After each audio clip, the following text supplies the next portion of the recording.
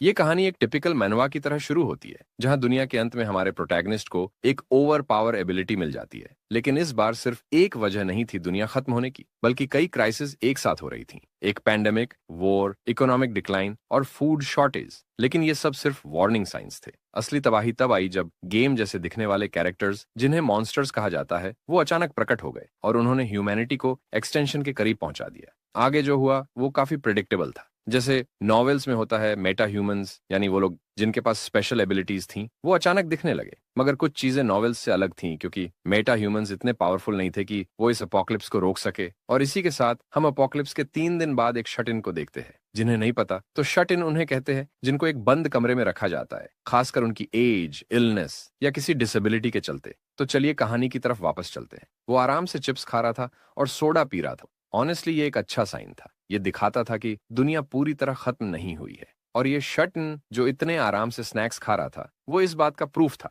लेकिन भले ही वो जिंदा था, वो पूरी तरह अकेला था। ये ख्याल उसे काफी उदास कर देता था। वो अकेला था इस 100 वर्ग मीटर के अपार्टमेंट में। उसके माँ पिता, दादा और दादी सब जा चुके थे, और ऐसा इसलिए क्योंकि उसके पिता ने इस जगह को खरीदने का फैसला किया था और इसके लिए बैंक से 200 करोड़ का लोन लिया। इतना ही नहीं, उन्होंने अपनी फैमिली के सारे एसेट्स जो 200 करोड़ के थे, वो भी इसमें लगा दिए। हमारा प्रोटैगनिस्ट जो अमीर घर में पैदा नहीं हुआ था, वो फिर भी इस अपार्टमेंट में रह रहा था। इसका कारण था एक टैक्स बेनिफिट स्कीम।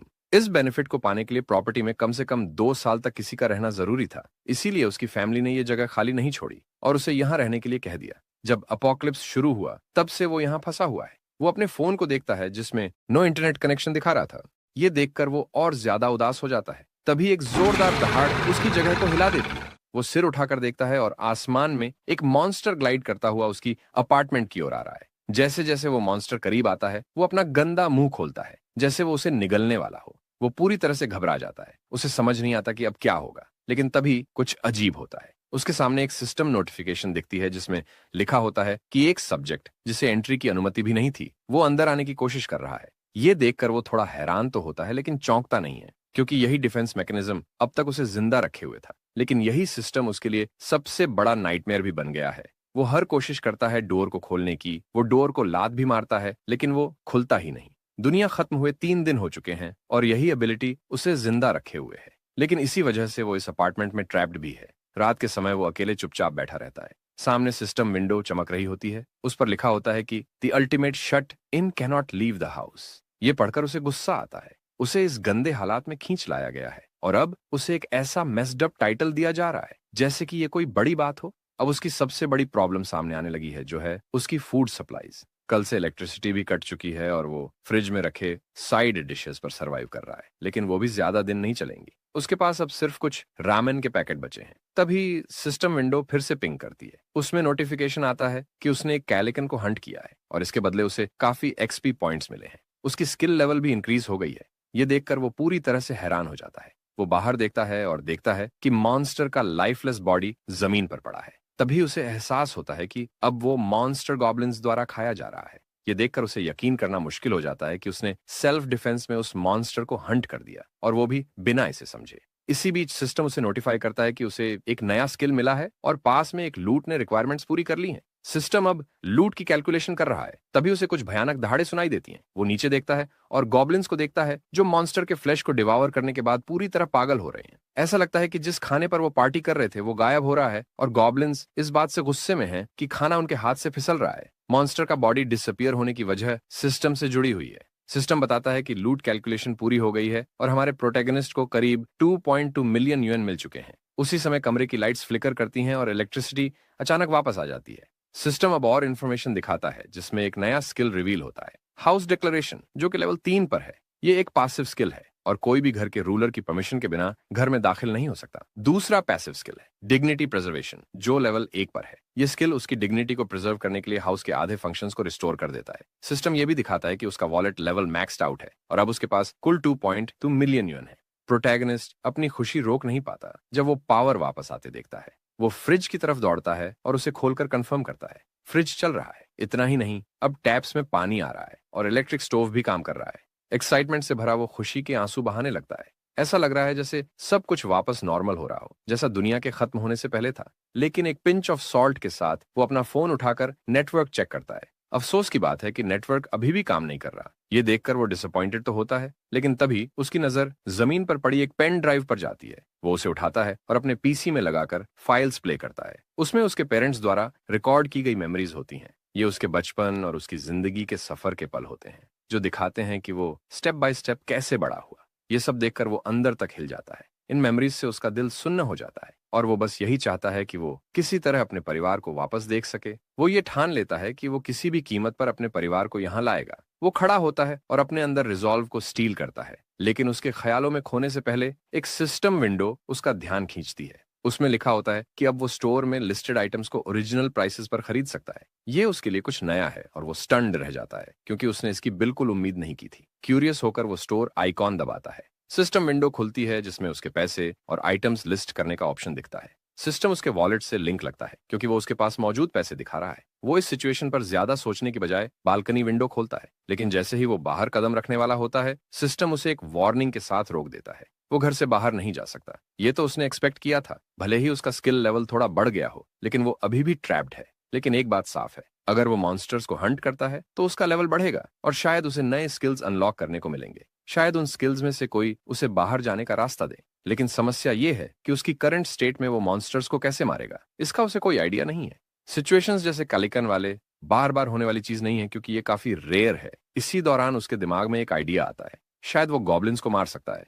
वो फ्रिज से एक पानी की बोतल उठाता है और पूरी ताकत से उसे फेंक देता है। बोतल अपार्टमेंट से बाहर उड़कर चली जाती है। ये देखकर वो मोमेंटरीली खुश हो जाता है, क्योंकि उसे पहले लगा था कि शायद वो चीजों को बाहर फेंक भी नहीं सकता। फिर वो इसे एक कदम आगे ले जाने का फैसला करता है। वो एक डंबेल उठाता है और बैल्कनी की तरफ बढ़ता है।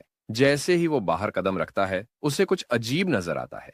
गॉब्लिन्स वहां हैं, लेकिन ऐसा लग रहा है कि वो एरिया छोड़कर जा रहे हैं। उनके पास मरे हुए मॉन्स्टर के चंक्स हैं, जिन्हें वो घसीटते हुए ले जा रहे हैं। वो बेसिकली रिट्रीट कर रहे हैं। ये देखकर शट इन थोड़ा एंग्शियस हो जाता है। उसे लगता है कि उसका आखिरी मौका हाथ से निकल रहा है। बिना कुछ सोचे समझे वो जल्दी से अपना हाथ घुमाता है और डंबेल को बाहर फेंक देता है। लेकिन डंबेल किसी गॉब्लिन को हिट करने के बजाय सीधा मरे हुए मॉन्स्टर के शरीर पर जा गिरता है। इससे फ्यूरियस गॉब्लिन्स का ध्यान उसकी तरफ खिंच जाता है। उसका दिल डर से तेजी से धड़कने लगता है। उसे एहसास होता है कि अब गॉब्लिन्स ने उसे देख लिया है। अब वो पूरी तरह डरा हुआ पसीने में डूबा हुआ है। उसके पास एक और डंबेल बचा है, लेकिन वो इसे फिर से वेस्ट नहीं करना चाहता। लेकिन दिक्कत ये है कि उसके पास घर में ऐसी और कोई चीज नहीं है जो इन मॉन्स्टर्स को मारने में उसकी मदद कर सके। और वो इतना भी स्ट्रांग नहीं है कि टीवी या कंप्यूटर को उठाकर बाहर फेंक सके। वो गॉब्लिन्स को देखता है, जो पहले से ज्यादा फ्यूरियस हो गए हैं। गॉब्लिन्स का गुस्से में बौखलाना देखकर उसका डर और बढ़ जाता है। उसे ये रियलाइज होता है कि अब ये गॉब्लिन्स उसे फाड़ने के लिए रेडी हैं। वो बिल्डिंग की तरफ चार्ज करते हैं, लेकिन स्ट्रेंजली ये सिचुएशन इतनी भी बुरी नहीं है। असल में यही तो वो चाहता था। गॉब्लिन्स अब और करीब आ रहे हैं और अब वो उन्हें बिना चूके मार सकता है। ये उसका मौका है। तभी उसे सिस्टम के स्टोर ऑप्शन की याद आती है, जो उसने पहले अनलॉक किया था। वो तुरंत अपने सिस्टम पैनल को एक्टिवेट करता है, फिर वो स्टोर खोलता है और फिर लिस्ट आइटम ऑप्शन को प्रेस करता है। सिस्टम उससे पूछता है कि क्या वो डंबेल को लिस्ट करना चाहता है। वो अग्री करता है। जैसे ही वो अग्री करता है, सिस्टम डंबेल को स्कैन करता है और अब वो डंबेल स्टोर में अनलॉक हो चुका है। अब वो इसे लगभग 17,000 युआन में खरीद सकता है। शट इन को ये देखकर काफी सरप्राइज होता है कि जो प्राइस लिस्ट हुआ है वो बिल्कुल वही है जो उसने ऑनलाइन डंबेल खरीदते समय दिया था। इससे उसे यकीन हो जाता है कि मार्केट रेट्स वैसे ही हैं जैसे दुनिया खत्म होने से पहले थे। वो तुरंत 2 और डंबेल्स खरीद लेता है। ट्रांजैक्शन पूरा होते ही सिस्टम विंडो एक ब्लू लाइट के साथ चमकती है और डंबेल मटेरियलाइज होने लगते हैं। ये देखकर हमारा बंदा खुशी से झूम उठता है। उसकी खुशी की चीखें अपार्टमेंट के बाहर तक सुनाई देती हैं। अगले ही पल वो डंबेल को पूरी ताकत से फेंकता है।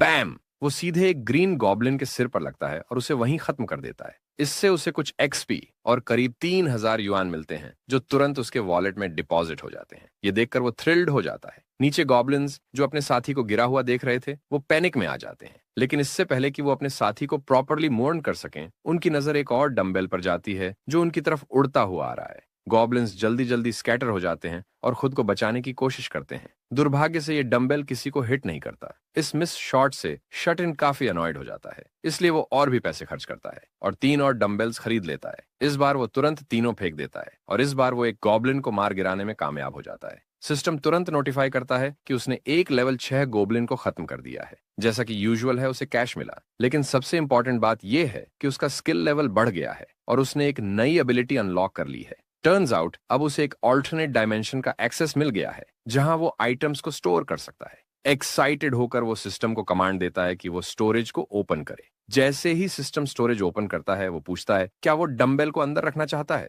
बिना किसी हेजिटेशन के वो अग्री कर लेता है। डंबेल पिक्सलेट होना शुरू हो जाता है और एक सिस्टम विंडो पॉपअप होती है जो कंफर्म करती है कि उसने सक्सेसफुली एक नॉन स्लिप 3 किलो का डंबेल स्टोर कर लिया है। फिर सिस्टम पूछता है कि क्या वो स्टोरेज से कोई आइटम समन करना चाहता है। उसका चेहरा खुशी से चमक उठता है और वो जल्दी से हाँ बोलता है। डंबेल इंस्टेंटली उसके हाथ में मटेरियलाइज हो जाता है और ये देखकर वो थ्रिल्ड हो जाता है। उसे अब ये रियलाइज होता है कि वो स्टोरेज से आइटम्स को कहीं भी समन कर सकता है। डंबेल वापस हाथ में लेकर वो विकेडली ग्रिन करता है, जैसे उसकी इंट्रूसिव थॉट्स अब काबू से बाहर हो रही हो। वो इस नए स्किल के पॉसिबिलिटीज के बारे में सोचते हुए खुद को रोक नहीं पाता। तो वो डिसाइड करता है कि अब अल्टीमेट प्लान एग्जीक्यूट करने का टाइम आ गया है। वो आराम से डंबल्स खरीदता है और उन्हें स्टोरेज में स्टोर करता जाता है। जब वो पूरी तरह तैयार हो जाता है तो वो स्टोरेज को ओपन करने का कमांड देता है और एक सिंगल कमांड के साथ एक बंच ऑफ डंबल्स अपीयर हो जाते हैं, जैसे उसने बेबीलोन के गेट्स खोल दिए हों। वो उन डंबल्स को बारिश की तरह गिरा देता है, जैसे वो खुद गिलगमेश हो। गॉब्लिन्स बस ऑ में खड़े देखते रह जाते हैं जब मैसिव नंबर ऑफ डंबल्स उनके ऊपर गिरने लगते हैं। उनमें से कुछ तो पूरी तरह से टेरिफाइड हो जाते हैं और जैसे ही डंबल्स उन पर गिरते हैं, गॉब्लिन्स मरने लगते हैं। हर गॉब्लिन के गिरने के साथ वो एक्सपीरियंस पॉइंट्स क्लेम करता जाता है। कुल मिलाकर उसे सिर्फ इस एक अटैक से 54,000 युआन मिलते हैं। सिस्टम फिर पूछता है कि क्या वो एडिशनल आइटम्स लिस्ट करना चाहता है। हमारा बंदा तुरंत यस बोल देता है। चूंकि स्टोर में मैक्सिमम 10 आइटम्स लिस्ट हो सकते हैं, वो ग्रोसरीज और कुछ जरूरी चीजों को लिस्ट कर देता है। वो यहाँ तक कि गॉब्लिन्स को हराने के लिए यूज किया गया डंबेल भी बेच देता है और अपने पैसे वापस ले लेता है। लेकिन अचानक उसे कुछ अजीब सा लगता है। उसने नोटिस किया कि उसके पास से एक यून कम हो गया है। वो सोचता है कि ये कैसे हुआ होगा और फिर उसके दिमाग में क्लिक होता है। ये शायद इसलिए हुआ क्योंकि उसका रेफ्रिजरेटर चल रहा है और इलेक्ट्रिक, गैस और वाटर बिल्स उसके पैसे खा रहे हैं। ये न्यूज उसे थोड़ा परेशान कर देती है क्योंकि उसके पास अब घर के एक्सपेंसेस कवर करने का कोई और तरीका नहीं है। गॉब्लिन्स पर डंबल्स गिराने के बाद वो डरपोक भाग गए और अपना पुराना घर छोड़ गए। तब से वो सिर्फ 2 और गॉब्लिन्स को मार पाया है और उसे यकीन नहीं है कि आसपास हंट करने के लिए और कोई क्रीचर बचा है या नहीं। जब वो नीचे देखता है तो उसे सिर्फ एक मरे हुए मॉन्स्टर का सड़ा हुआ सिर दिखता है। शट इन को पता है कि अगर उसने जल्द ही कुछ हंट नहीं किया तो उसकी हालत खराब हो जाएगी। उसे किसी भी तरह से कुछ ना कुछ फिगर आउट करना ही होगा। वो आसमान की तरफ मायूस चेहरे के साथ देखता है, होपिंग कि उसे कोई फ्लाइंग मॉन्स्टर दिख जाए जिसे वो हंट कर सके।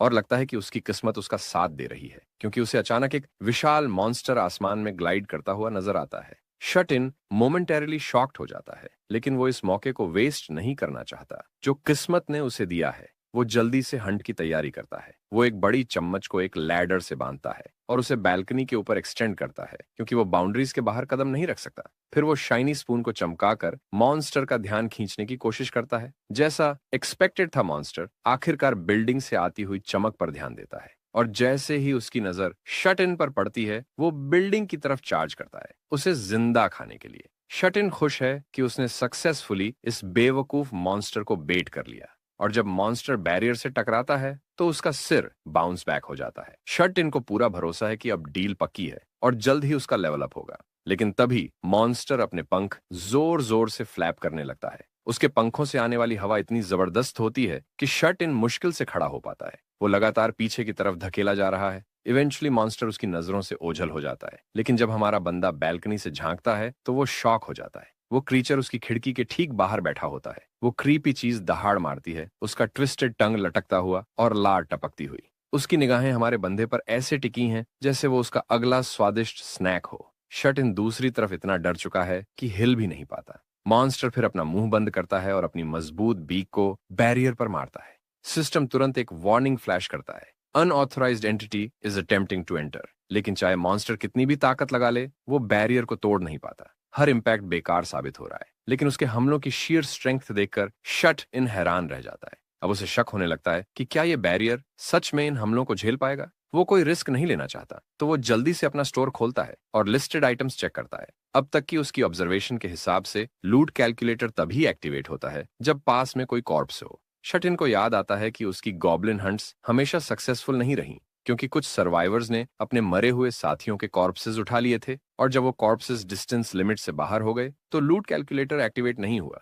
वो ये नहीं चाहता कि इस बार ऐसा कुछ हो, तो वो सोचता है कि मॉन्स्टर को एक ही शॉट में कैसे गिराया जाए। तभी उसकी नजर स्टोर में स्टैक्ड 900 मिलीलीटर की कनोला ऑयल बॉटल्स पर पड़ती है। वो बिना वक्त गवाए जल्दी से 10 बॉटल्स खरीद लेता है। जैसे ही ट्रांजैक्शन कंप्लीट होता है, सारी बॉटल्स उसके पैरों के पास प्रकट हो जाती हैं। वो जल्दी से उन्हें उठाता है और एक पैन को स्टोव पर रखता है। वो सारी ऑयल पैन में डाल देता है और हीट चालू कर देता है। इसके बाद वो ब्रूम स्टिक लेता है और उसके चारों तरफ डिस्पोजेबल पेपर लपेटता है। वो उसे टेप से सिक्योरली बांध देता है। वो उस पेपर को ऑयल में सोक करता है और फिर स्टोर खोलकर बॉइलिंग हॉट कनोला ऑयल को लिस्ट कर देता है। सिस्टम अनाउंस करता है कि boiling hot oil successfully list हो चुका है। इसके बाद वो लाइटर उठाता है और सोक्ड पेपर को जलाने के लिए तैयार हो जाता है। पेपर जल्दी से आग पकड़ लेता है। वो विंडो के पास आता है और देखता है कि मॉन्स्टर अभी भी उसकी अपार्टमेंट की छत पर बैठा हुआ है, जो अपने शिकार का इंतजार कर रहा है। मॉन्स्टर को पता नहीं कि उसका शिकार असल में शिकारी बन चुका है और अब यह सबक वो मॉन्स्टर को बहुत कड़वे तरीके से सिखाने वाला है। शट इन जल्दी से कैनोला ऑयल समन करता है। जैसे ही सिस्टम विंडो एक्टिवेट होती है, बॉइलिंग हॉट ऑयल मॉन्स्टर के सिर पर गिरने लगता है।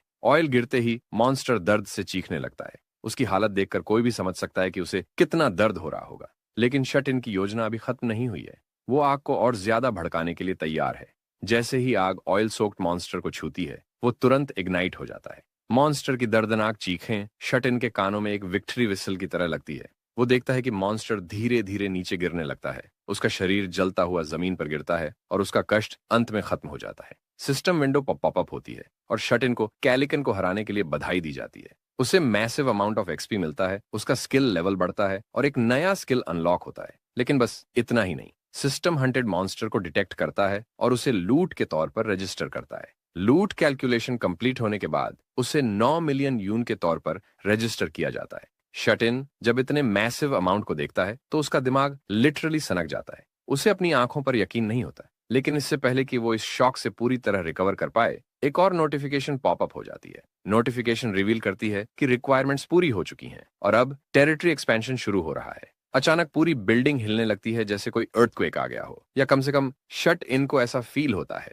उसे अपने दिल पर एक अजीब सा दबाव महसूस होता है और उसकी पर्सपेक्टिव एक्सपैंड होने लगती है। ये सेंसेशन इतना इंटेंस हो जाता है कि उसका दिल दर्द करने लगता है। उसकी सेंसेस ग्रो करती रहती हैं और एक पॉइंट पर आकर वो लिटरली बिल्डिंग के बाकी अपार्टमेंट्स के अंदर देख पाता है। वो वहां एक सर्वाइविंग फैमिली को देखता है और ये उसे पूरी तरह हैरान कर देता है। उसे कभी नहीं लगा था कि उसके अलावा यहाँ कोई और भी रहता है। अचानक उसकी आंखों का कलर बदल जाता है और उसे नहीं पता कि उसके साथ क्या हो रहा है। किसी अजीब रीजन से वो अब लोगों को देख पा रहा है, लेकिन उसे समझ नहीं आता कि ऐसा क्यों हो रहा है। फिर अचानक वो रिकवर कर लेता है और चीजों को नॉर्मली ऑब्जर्व करना शुरू करता है। तभी सिस्टम उसे इन अनएक्सपेक्टेड नेबर्स से इंट्रोड्यूस करता है। पहला एडल्ट है चॉय ह्यूंग जून, जो लेट 30s में एक हस्बैंड है। दूसरी एडल्ट है पार्क हीवॉन, उसकी वाइफ, जो भी लेट 30s में है। इनके साथ उनकी 2 बेटियां हैं, चॉय नायोन, उनकी 6 साल की पहली बेटी, और चॉय सियोयन, उनकी 3 साल की छोटी बेटी। सिस्टम बताता है कि ये इंडिविजुअल्स उसकी टेरिटरी के सिटीजन्स बनने की रिक्वायरमेंट्स पूरी करते हैं। अब सिस्टम उससे पूछता है कि क्या वो इन्हें सिटीजनशिप देना चाहता है। शट इन थोड़ा अनश्योर है कि उसे इन्हें सिटीजनशिप देनी चाहिए या नहीं, और अगर नहीं दी तो क्या होगा। तभी सिस्टम एक्सप्लेन करता है कि अगर किसी बीइंग को सिटीजनशिप नहीं दी गई तो उन्हें घर से निकाल दिया जाएगा और वो मॉन्स्टर अटैक्स के लिए वल्नरेबल हो जाएंगे। इस हार्श रियलिटी को फेस करते हुए शट इन सेल्फिश बनने के बजाय जेनरस लैंडलॉर्ड बनने का फैसला करता है। जैसे ही वो कमांड देता है, सिस्टम अनाउंस करता है कि चॉय ह्यूंग जून, पार्क हीवॉन, चॉय नायोन और चॉय सियोयन को सिटीजनशिप दे दी गई है। शट इन को इस डिसीजन के बाद अच्छा महसूस होता है, क्योंकि उसे लगता है कि उसने इससे सिटीजनशिप रिलेटेड और भी स्किल्स अनलॉक किए होंगे। वो इसे चेक करने का प्लान बनाता है। तभी सिस्टम अनाउंस करता है कि उसकी नई स्किल अनलॉक हो चुकी है, जिसका नाम है अल्टीमेट आइज। लेकिन शट इन अभी फुली सेटिस्फाइड नहीं है, इसीलिए वो सिस्टम को स्कैन करता है, ये देखने के लिए कि उसमें सिटीजनशिप से रिलेटेड और कुछ है कि नहीं। सिस्टम एक नई नोटिफिकेशन फ्लैश करता है, जो उसकी एक नई स्किल के बारे में है, रूलर डिक्लेरेशन। ये एक पासिव स्किल है जो सुनिश्चित करती है कि कोई भी बिना रूलर की परमिशन के घर में एंटर नहीं कर सकता। इसके साथ एक नया आइकॉन भी दिखता है, सिटीजनशिप मैनेजमेंट। शट इन तुरंत इसे एक्सप्लोर करने का फैसला करता है, क्योंकि यही वो ढूंढ रहा था। जब वो इसे खोलता है तो उसे सारे 4 सिटीजन्स के नाम दिखाई देते हैं, उनके पावर लेवल्स और ट्रस्ट लेवल्स के साथ। लेकिन जो चीज उसे सबसे ज्यादा हैरान करती है वो ये है कि वो कुल 600 सिटीजन्स तक रख सकता है। 600 कोई छोटा नंबर नहीं है और ये उसे स्टैगरिंग लगता है। फिर वो एक सिटीजन के नाम पर क्लिक करता है और उनके बारे में सारी इंफॉर्मेशन देखता है, यहां तक कि उसे उनके एक्सपीरियंस डिस्ट्रीब्यूशन रेट और मनी डिस्ट्रीब्यूशन रेट की डिटेल्स भी दिखती हैं। उसे 2 ऑप्शंस मिलते हैं, वो या तो उस सिटीजन को क्वेस्ट असाइन कर सकता है या फिर उन्हें अपनी टेरिटोरी से एक्सपेल कर सकता है। शट इन को एक्सपीरियंस और मनी डिस्ट्रीब्यूशन रेट का पूरा कंसेप्ट समझ नहीं आता, लेकिन उसे लगता है कि शायद ये इस बात को रिफर करता है कि सिटीजन्स उससे कितना एक्सपीरियंस और पैसा शेयर करते हैं। और ये फैक्ट कि वो इन रेट्स को कंट्रोल कर सकता है उसे किसी चीट कोड जैसा फील होता है। आखिरकार अब ये पूरी तरह उसी पर डिपेंड करता है कि वो कितना पैसा और एक्सपीरियंस अपने पास रखना चाहता है। शट इन को क्वेस्ट ऑप्शन दिखाई देता है और क्यूरियोसिटी में वो बटन प्रेस करता है। एक नई स्क्रीन पॉपअप होती है जो उसे क्वेस्ट को कस्टमाइज करने का ऑप्शन देती है, जैसे क्वेस्ट डिस्क्रिप्शन, डेडलाइन, रिवॉर्ड और पेनल्टी फॉर फेलियर। बिना ज्यादा सोचे वो जल्दी से चॉय ह्यूंग जून को एक सिंपल टास्क असाइन करता है, 168 घंटे के अंदर एक गॉब्लिन को मारने का। रिवॉर्ड एक छोटा सा एक्सपीरियंस अमाउंट होता है और पेनल्टी फिलहाल के लिए कुछ भी नहीं है। सिस्टम उसे क्वेस्ट कंफर्म करने का प्रॉम्प्ट देता है, लेकिन कंफर्म करने से पहले शट इन सोचता है कि पेनल्टीज को कितना एक्सट्रीम किया जा सकता है। टेस्ट करने के लिए वो पेनल्टी को चेंज करके डेथ अपॉन फेलियर कर देता है। शट इन को यह देखकर शॉक लगता है कि सिस्टम इसे बिना किसी हेजिटेशन के एक्सेप्ट कर लेता है। हालांकि वो क्वेस्ट कंफर्म नहीं करता और उस रिक्वेस्ट को कैंसिल कर देता है। शट इन इस बात से काफी ट्रबल्ड हो जाता है कि उसके पास इतनी बड़ी पावर है कि वो किसी भी सिटीजन को सिर्फ पेनल्टी के जरिए मार सकता है। ये सोच उसे डीपली अनईजी कर देती है। वो सोचने लगता है कि अब उसे क्या करना चाहिए। इसी बीच उसे अपनी नई अक्वायर्ड स्किल अल्टीमेट आइज का इस्तेमाल करने का ख्याल आता है। जब वो स्किल एक्टिवेट करता है तो उसकी पर्सपेक्टिव ब्रॉडन हो जाती है और वो लिटरली हर चीज देख सकता है। इस बार उसे नीचे एक फैमिली नजर आती है। वो देखता है कि वाइफ हीवन अपने हस्बैंड ह्यूंग जून से पूछ रही है कि अब उन्हें क्या करना चाहिए। हंग जून खुद भी क्लूलेस है, लेकिन डिसाइड करता है कि वो बाहर जाकर पानी लाने की कोशिश करेगा। वो अपनी वाइफ से कहता है कि वो बच्चों के साथ यहीं रुके और उसका इंतजार करे, लेकिन हेवन को ये आइडिया पसंद नहीं आता क्योंकि बाहर का एरिया मॉन्स्टर्स से भरा हुआ है। हेवन उसे याद दिलाती है कि शायद उसे पानी ना भी मिले, लेकिन हंग जुन कन्वीनियंस स्टोर का जिक्र करता है जो पास में है। वो कहता है कि वो एक बड़ा स्टोर है और वहां कुछ मिलने की संभावना है।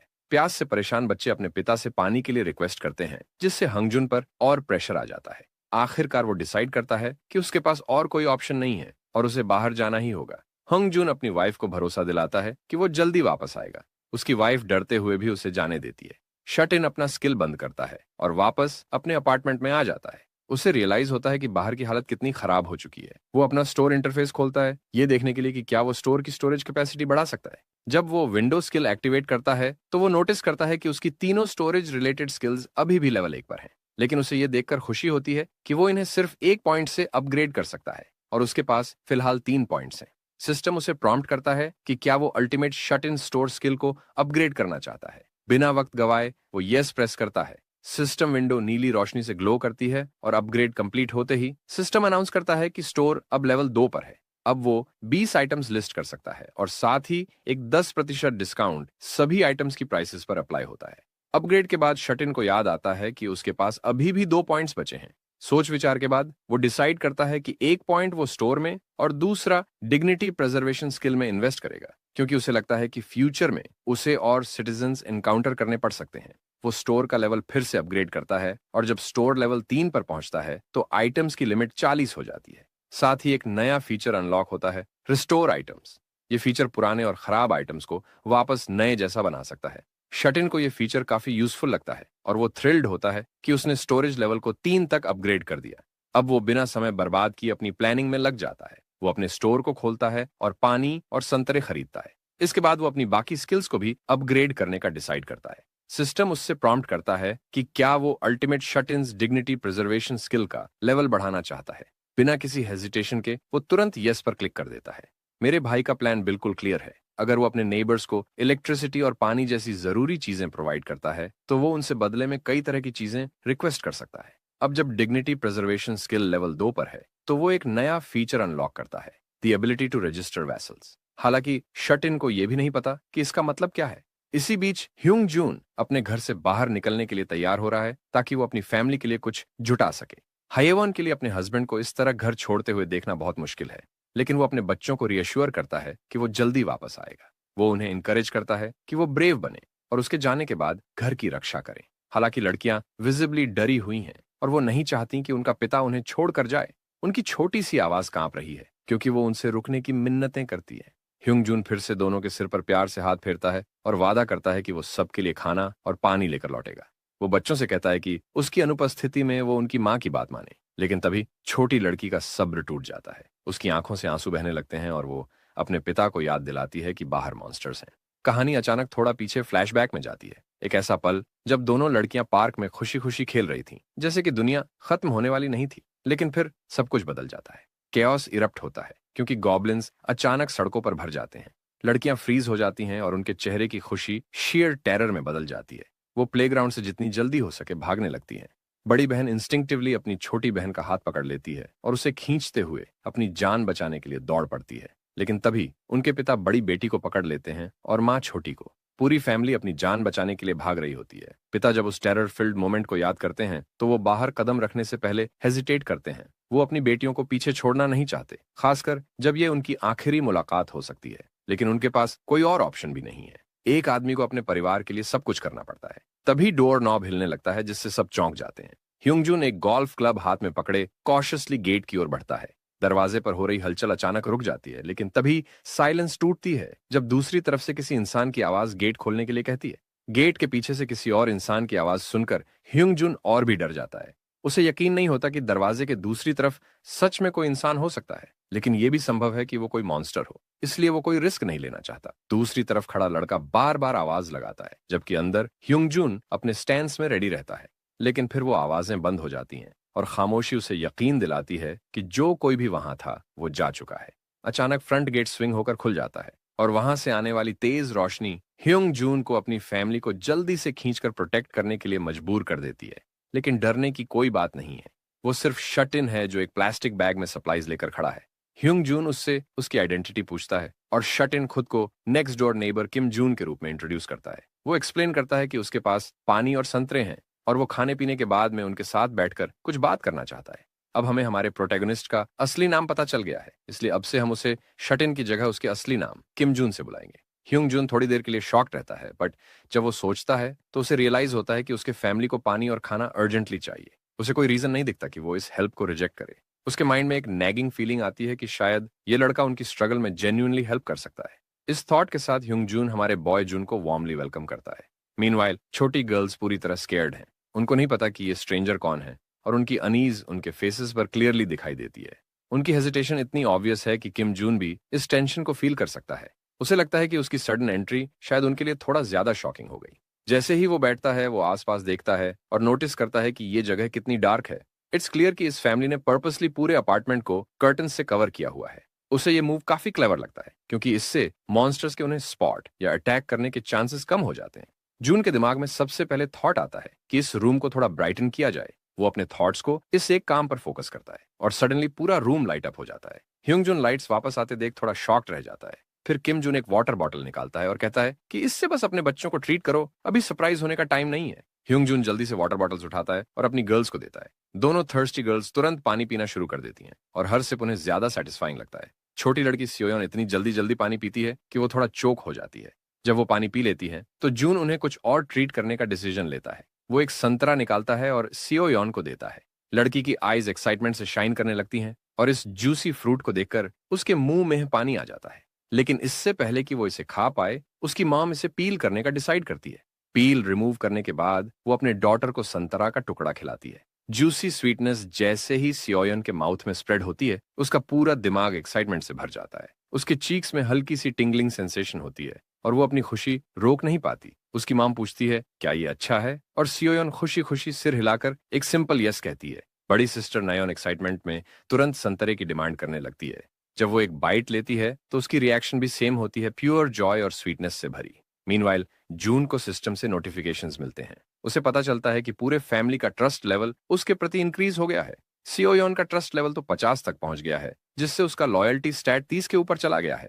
सिस्टम इन्फॉर्म करता है कि चो सियोयन ने वैसल के तौर पर रजिस्टर होने के लिए सारी रिक्वायरमेंट्स फुलफिल कर ली हैं और अब वो लेवल 2 पर पहुंच चुकी है। जून थोड़ी देर के लिए सोचता है। ऑल्दो सियोयन क्वालिफाई करती है, वो अभी भी बहुत छोटी है। रेगुलर सिटीजन्स के उलट जून सिर्फ 10 वैसल्स रजिस्टर कर सकता है और वो इतने केपेबल होने चाहिए कि कम से कम चॉय ह्यूंग जून के लेवल तक ऑर्डर्स फॉलो कर सकें। छोटी लड़की का ट्रस्ट स्काई हाई है, बट उसके फादर ह्यूंग जून का ट्रस्ट अभी भी 31 पर स्टक है। जून समझता है कि ह्यूंग जून जो फैमिली का की मेंबर है उसका ट्रस्ट और बढ़ाना एसेंशियल है। अचानक ह्यूंग जून उसे बुलाता है और उसके परिवार के लिए इतनी काइंडनेस दिखाने के लिए सिंसियरली थैंक्स करता है। वो एडमिट करता है कि वो इस फेवर का बदला चुकाना चाहता है, बट फिलहाल वो श्योर नहीं है कि वो ये कैसे करे। इन रिस्पॉन्स जून सजेस्ट करता है कि वो उससे कॉरिडोर में आकर बात करें।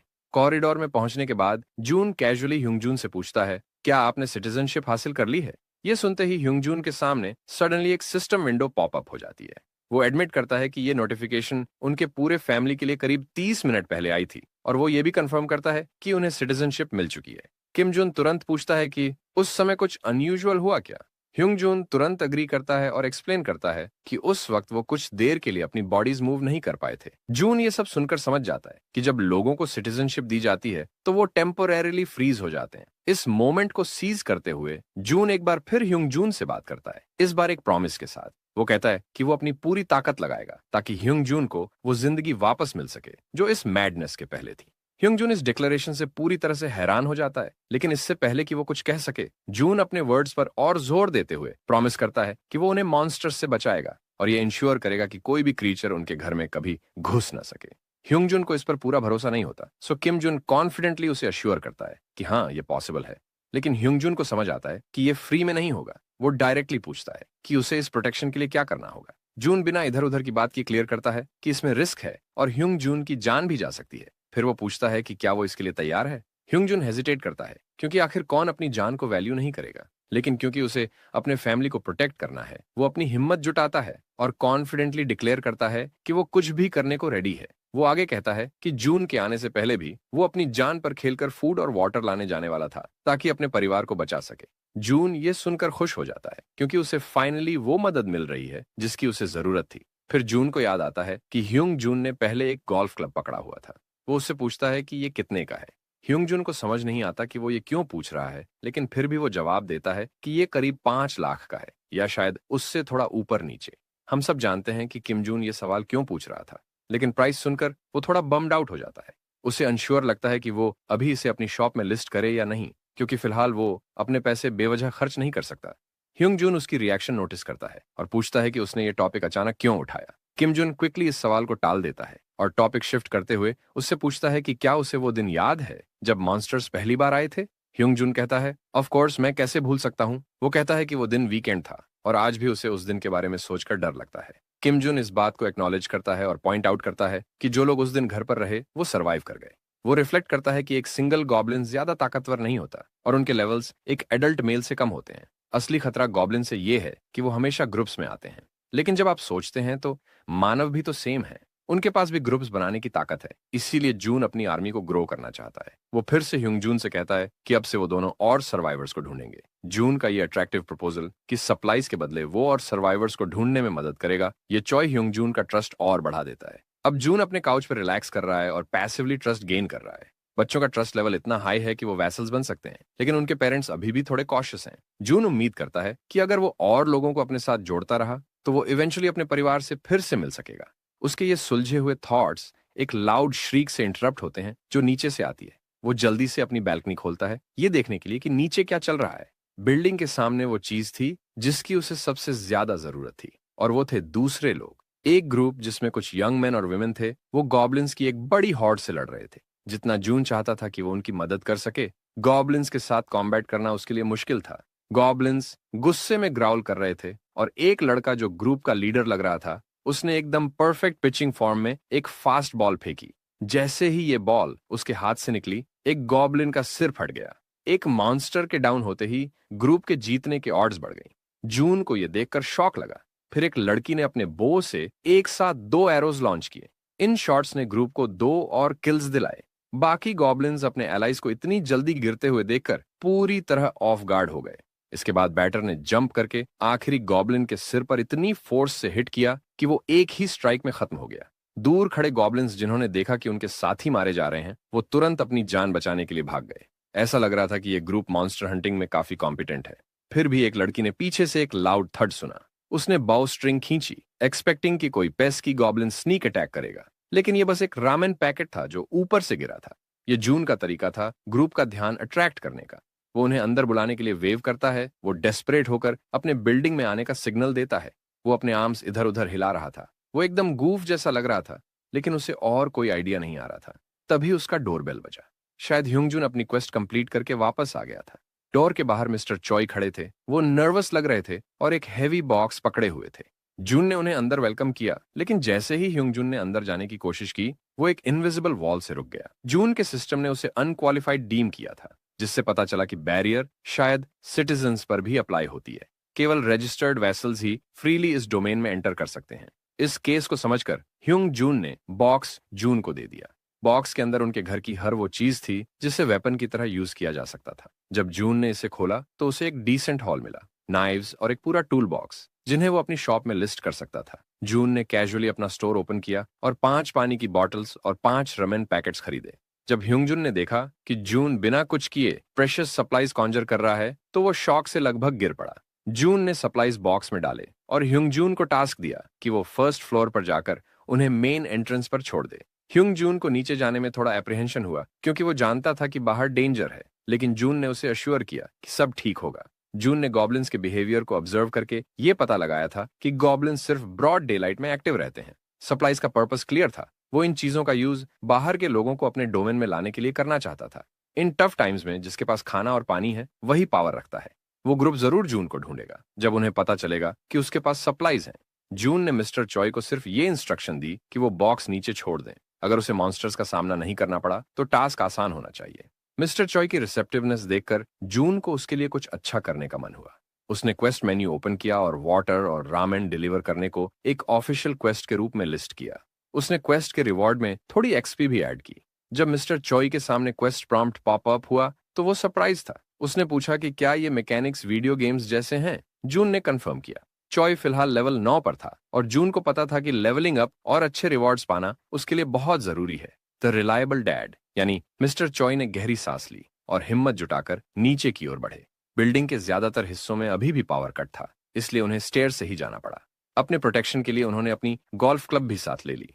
20वीं मंजिल से जमीनी मंजिल तक उतरने में उनकी डेड बॉडी पर काफी असर पड़ा, लेकिन कम से कम उन्हें सिर्फ सप्लाईज को नीचे रखना था। जैसे ही वो बाहर निकले उन्होंने देखा कि एक ग्रुप की सिलुएट इकट्ठा हो रही है। उन्होंने तुरंत वर्स्ट केस सिनेरियो अस्यूम कर लिया। अपनी पैरानोया और एंजाइटी के चलते उन्हें लगा कि वो किसी वाइल्ड और डिस्गस्टिंग गॉब्लिन्स के पैक को देख रहे हैं। उनका पहला इंस्टिंक्ट था कि जितनी जल्दी हो सके वहां से भाग जाएं, लेकिन जल्दबाजी में मिस्टर चॉय का एंकल मुड़ गया और वो गिर पड़े। उनके हाथ से बॉक्स छूट गया और पानी की बॉटल्स और रेमन के पैकेट्स जमीन पर फैल गए। गिरने का दर्द तो असली था, लेकिन ग्रुप द्वारा नोटिस किए जाने का डर और भी ज्यादा डरावना था। उन्होंने अपने पैर को हिलाने की कोशिश की, प्लीडिंग की वो काम करे, क्योंकि उन्हें लगा कि ग्रुप उन्हें नोटिस कर चुका होगा। जैसे जैसे वो प्रेजेंस अपने पास महसूस कर रहे थे, उन्होंने डर के मारे अपना हाथ अपने सिर पर रख लिया, एक्सपेक्टिंग कि कोई उन पर अटैक करेगा। लेकिन तभी उन्होंने देखा कि सिलुएट में से किसी ने ह्यूमन लैंग्वेज में बात की। उन्हें थोड़ा रिलीफ और थोड़ा एम्बैरेसमेंट महसूस हुआ। वो गॉब्लिन्स नहीं थे, बस एक ग्रुप ऑफ यंग पीपल थे। उधर जून को नोटिफिकेशन मिला कि अनऑथोराइज सब्जेक्ट्स उसके डोमेन में एंट्री की कोशिश कर रहे हैं। ये जानने के लिए कि क्या हो रहा है, उसने अपनी अल्टीमेट आइज एक्टिवेट की और अपनी ऑल सीइंग विजन को पूरे टेरिटरी में एक्सपैंड किया। उसे पता चला कि मिस्टर चॉय ग्रुप को बिल्डिंग के अंदर ले आए हैं। नेचुरली ग्रुप अनफेमिलियर जगह को लेकर कॉशियस था। उन्हें बस इतना पता था कि ऊपर से किसी ने रामेन पैकेट फेंका था। इसका मतलब बिल्डिंग में फूड होना चाहिए जो उनके ड्विंडलिंग सप्लाईज प्रॉब्लम को सॉल्व कर सकता है। किम जून के सिस्टम ने ग्रुप को सिटीजनशिप के लिए एलिजिबल डीम किया और उसे प्रॉम्प्ट किया कि वो उन्हें ऑफिशियल सिटीजन्स बनने का प्रस्ताव दे। चॉय फैमिली को फोर्सफुली सिटीजनशिप दी गई थी क्योंकि वो पहले ही उसकी एक्सपैंडेड एरिया ऑफ इन्फ्लुएंस में आ चुके थे, लेकिन आउटसाइडर्स को चॉइस दी जाती है। जून को लगा कि ग्रुप उसका इन्विटेशन रिजेक्ट कर सकता है। वो कॉन्टिजेंसी प्लान सोच ही रहा था कि डोरबेल बज उठा। डिजिटल मॉनिटर पर उसने देखा कि मिस्टर चॉय फिर से बाहर खड़े थे। तब जून को एक वायबल प्लान सूझा। उसने बिग ब्रो के क्वेस्ट को एडिट किया और ह्युंग जून को नया टास्क दिया, जो था उन 6 गेस्ट्स को एक गर्म खाना खिलाने का। क्वेस्ट एडिट होते ही वो मिस्टर चॉय के सामने पॉपअप हुआ। जून ने अर्ज किया कि वो ये टास्क पूरा करे क्योंकि उसके दिमाग में कुछ प्लान था। क्वेस्ट इनॉक्यूअस दिख रहा था, इसलिए मिस्टर चॉय ने एक्सेप्ट कर लिया और ग्रुप के पास चले गए। डिसेंट मील का वादा करके उन्हें कन्विंस करना ज्यादा मुश्किल नहीं था। प्लान के अनुसार जून ने उन सभी को अपने फ्लोर पर एक्सेस दे दी। इसी तरह उसके सिटीजन्स की संख्या 10 तक बढ़ गई। पॉपुलेशन इंक्रीज होने के साथ उसे सिटीजन्स के द्वारा कमाई ईपी और मनी में 10% का इजाफा हुआ। ये अनपैक्स्ड बफ्स उसे मॉन्स्टर हंट्स में बहुत काम आने वाले थे। सिटीजन मैनेजमेंट टैब में उसने सभी के नेम्स, लेवल्स और ट्रस्ट पॉइंट्स देखे। लीड में था हादोंगजियन, जो लेवल 23 पर था और उसके पास 19 ट्रस्ट पॉइंट्स थे। कंग देओक्सू, किम गयुंग, यू हेरिम, किम गियोन और मून बेंगहो लेवल्स 10 से 17 के बीच थे और उनके ट्रस्ट पॉइंट्स भी वेरी कर रहे थे। हादोंगजियन का लेवल 23 उसे हाल ही में मारे गए कैलिकन के स्ट्रेंथ लेवल के बराबर बना देता है। क्यूरियस होकर जून ने हादोंगजियन को अलग से चेक किया और उसकी अवेकेंड एबिलिटी देखी, जिसका नाम था बेसबॉल थ्रो। ये एक डी रैंक स्किल है जो स्टेमिना कंज्यूम करके फेंकी गई गेंद की पावर को 3 गुना बढ़ा देती है। असल में अगर कोई स्किल्ड व्यक्ति बेसबॉल फेंके तो ये एक लेथल वेपन बन सकती है।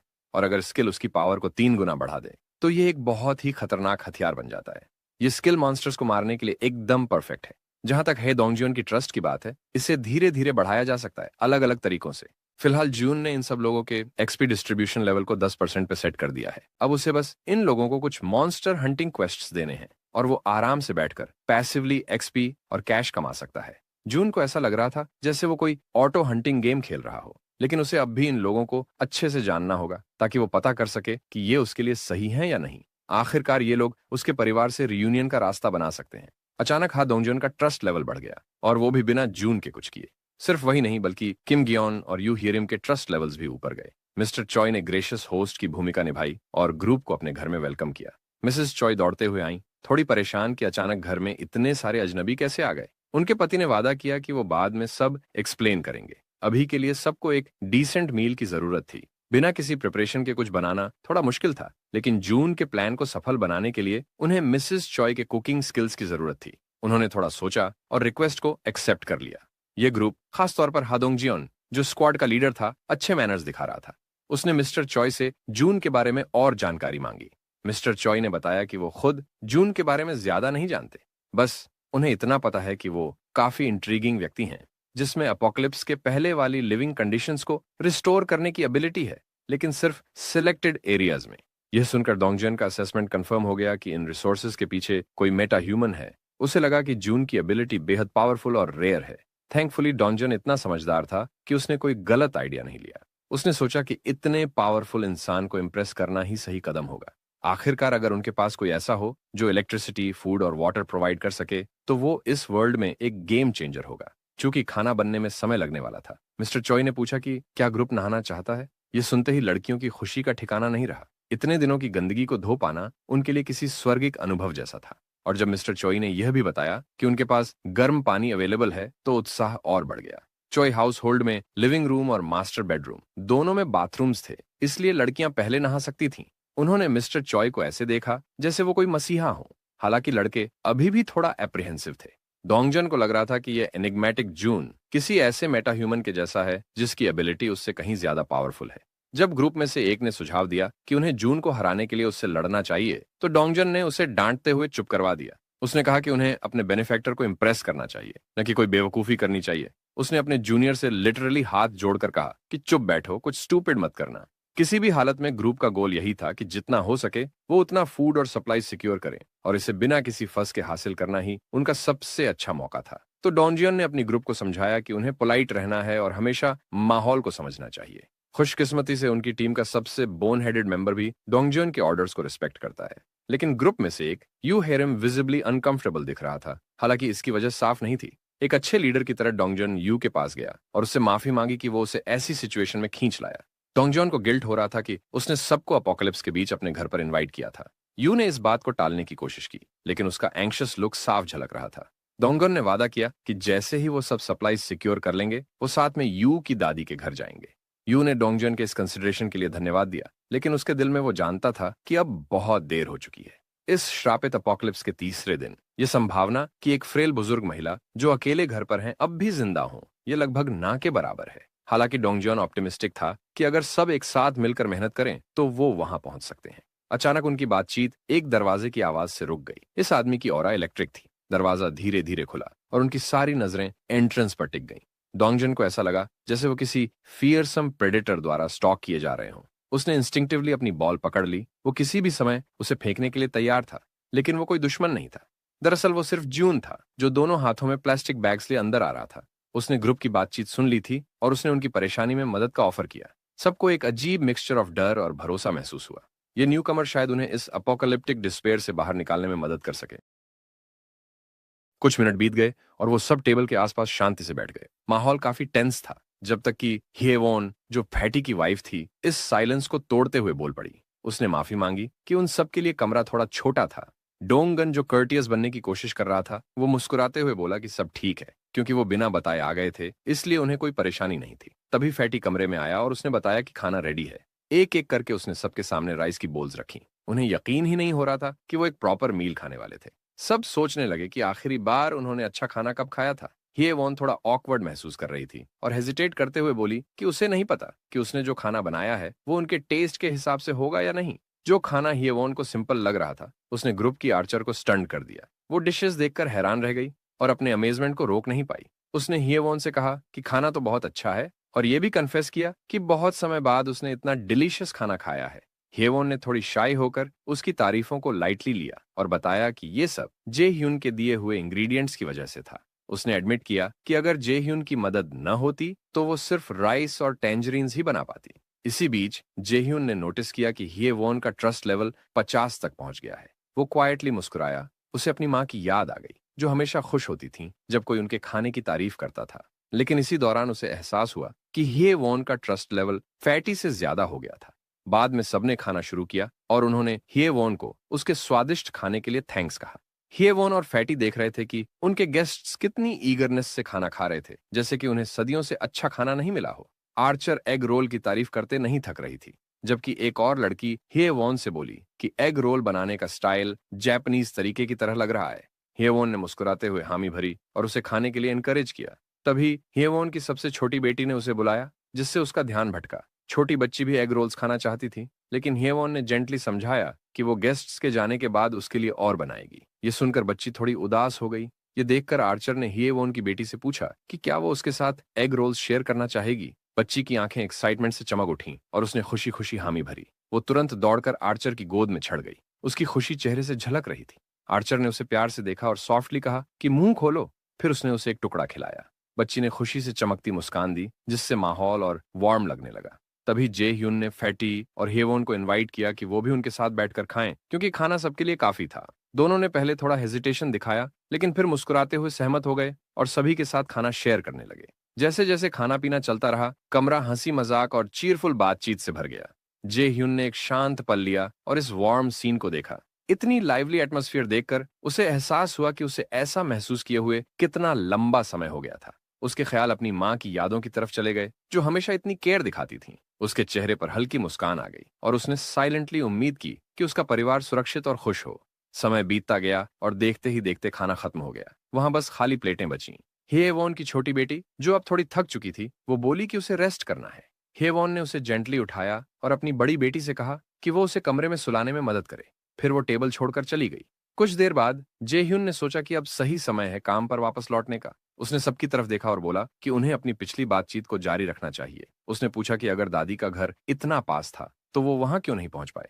डोंगन, जिसका एक्सप्रेशन सीरियस था, उसने बोला कि ये सब गॉब्लिन्स की वजह से था। जे ह्यून ने आईब्रो उठाया। उसे शक हुआ कि सच में गॉब्लिन्स की वजह से ऐसा हुआ।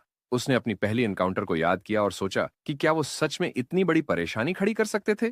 डोंगन ने सिर हिलाकर कंफर्म किया कि यह सच था। उसने एक्सप्लेन किया कि गॉब्लिन्स ने एक अंडरग्राउंड पार्किंग लॉट को ढूंढ लिया था और उसे अपना बेस बना लिया था। जेह्यून की क्यूरियोसिटी और बढ़ गई। उसने पूछा कि क्या उन्हें अंदाजा है कि वहां कितने गॉब्लिन्स हैं। डोंगन ने एक गंभीर एक्सप्रेशन के साथ जवाब दिया कि अंडरग्राउंड एरिया में कई हजार गॉब्लिन्स मौजूद हैं। जेह्यून थोड़ी देर के लिए रुका और केयरफुली सोचने लगा।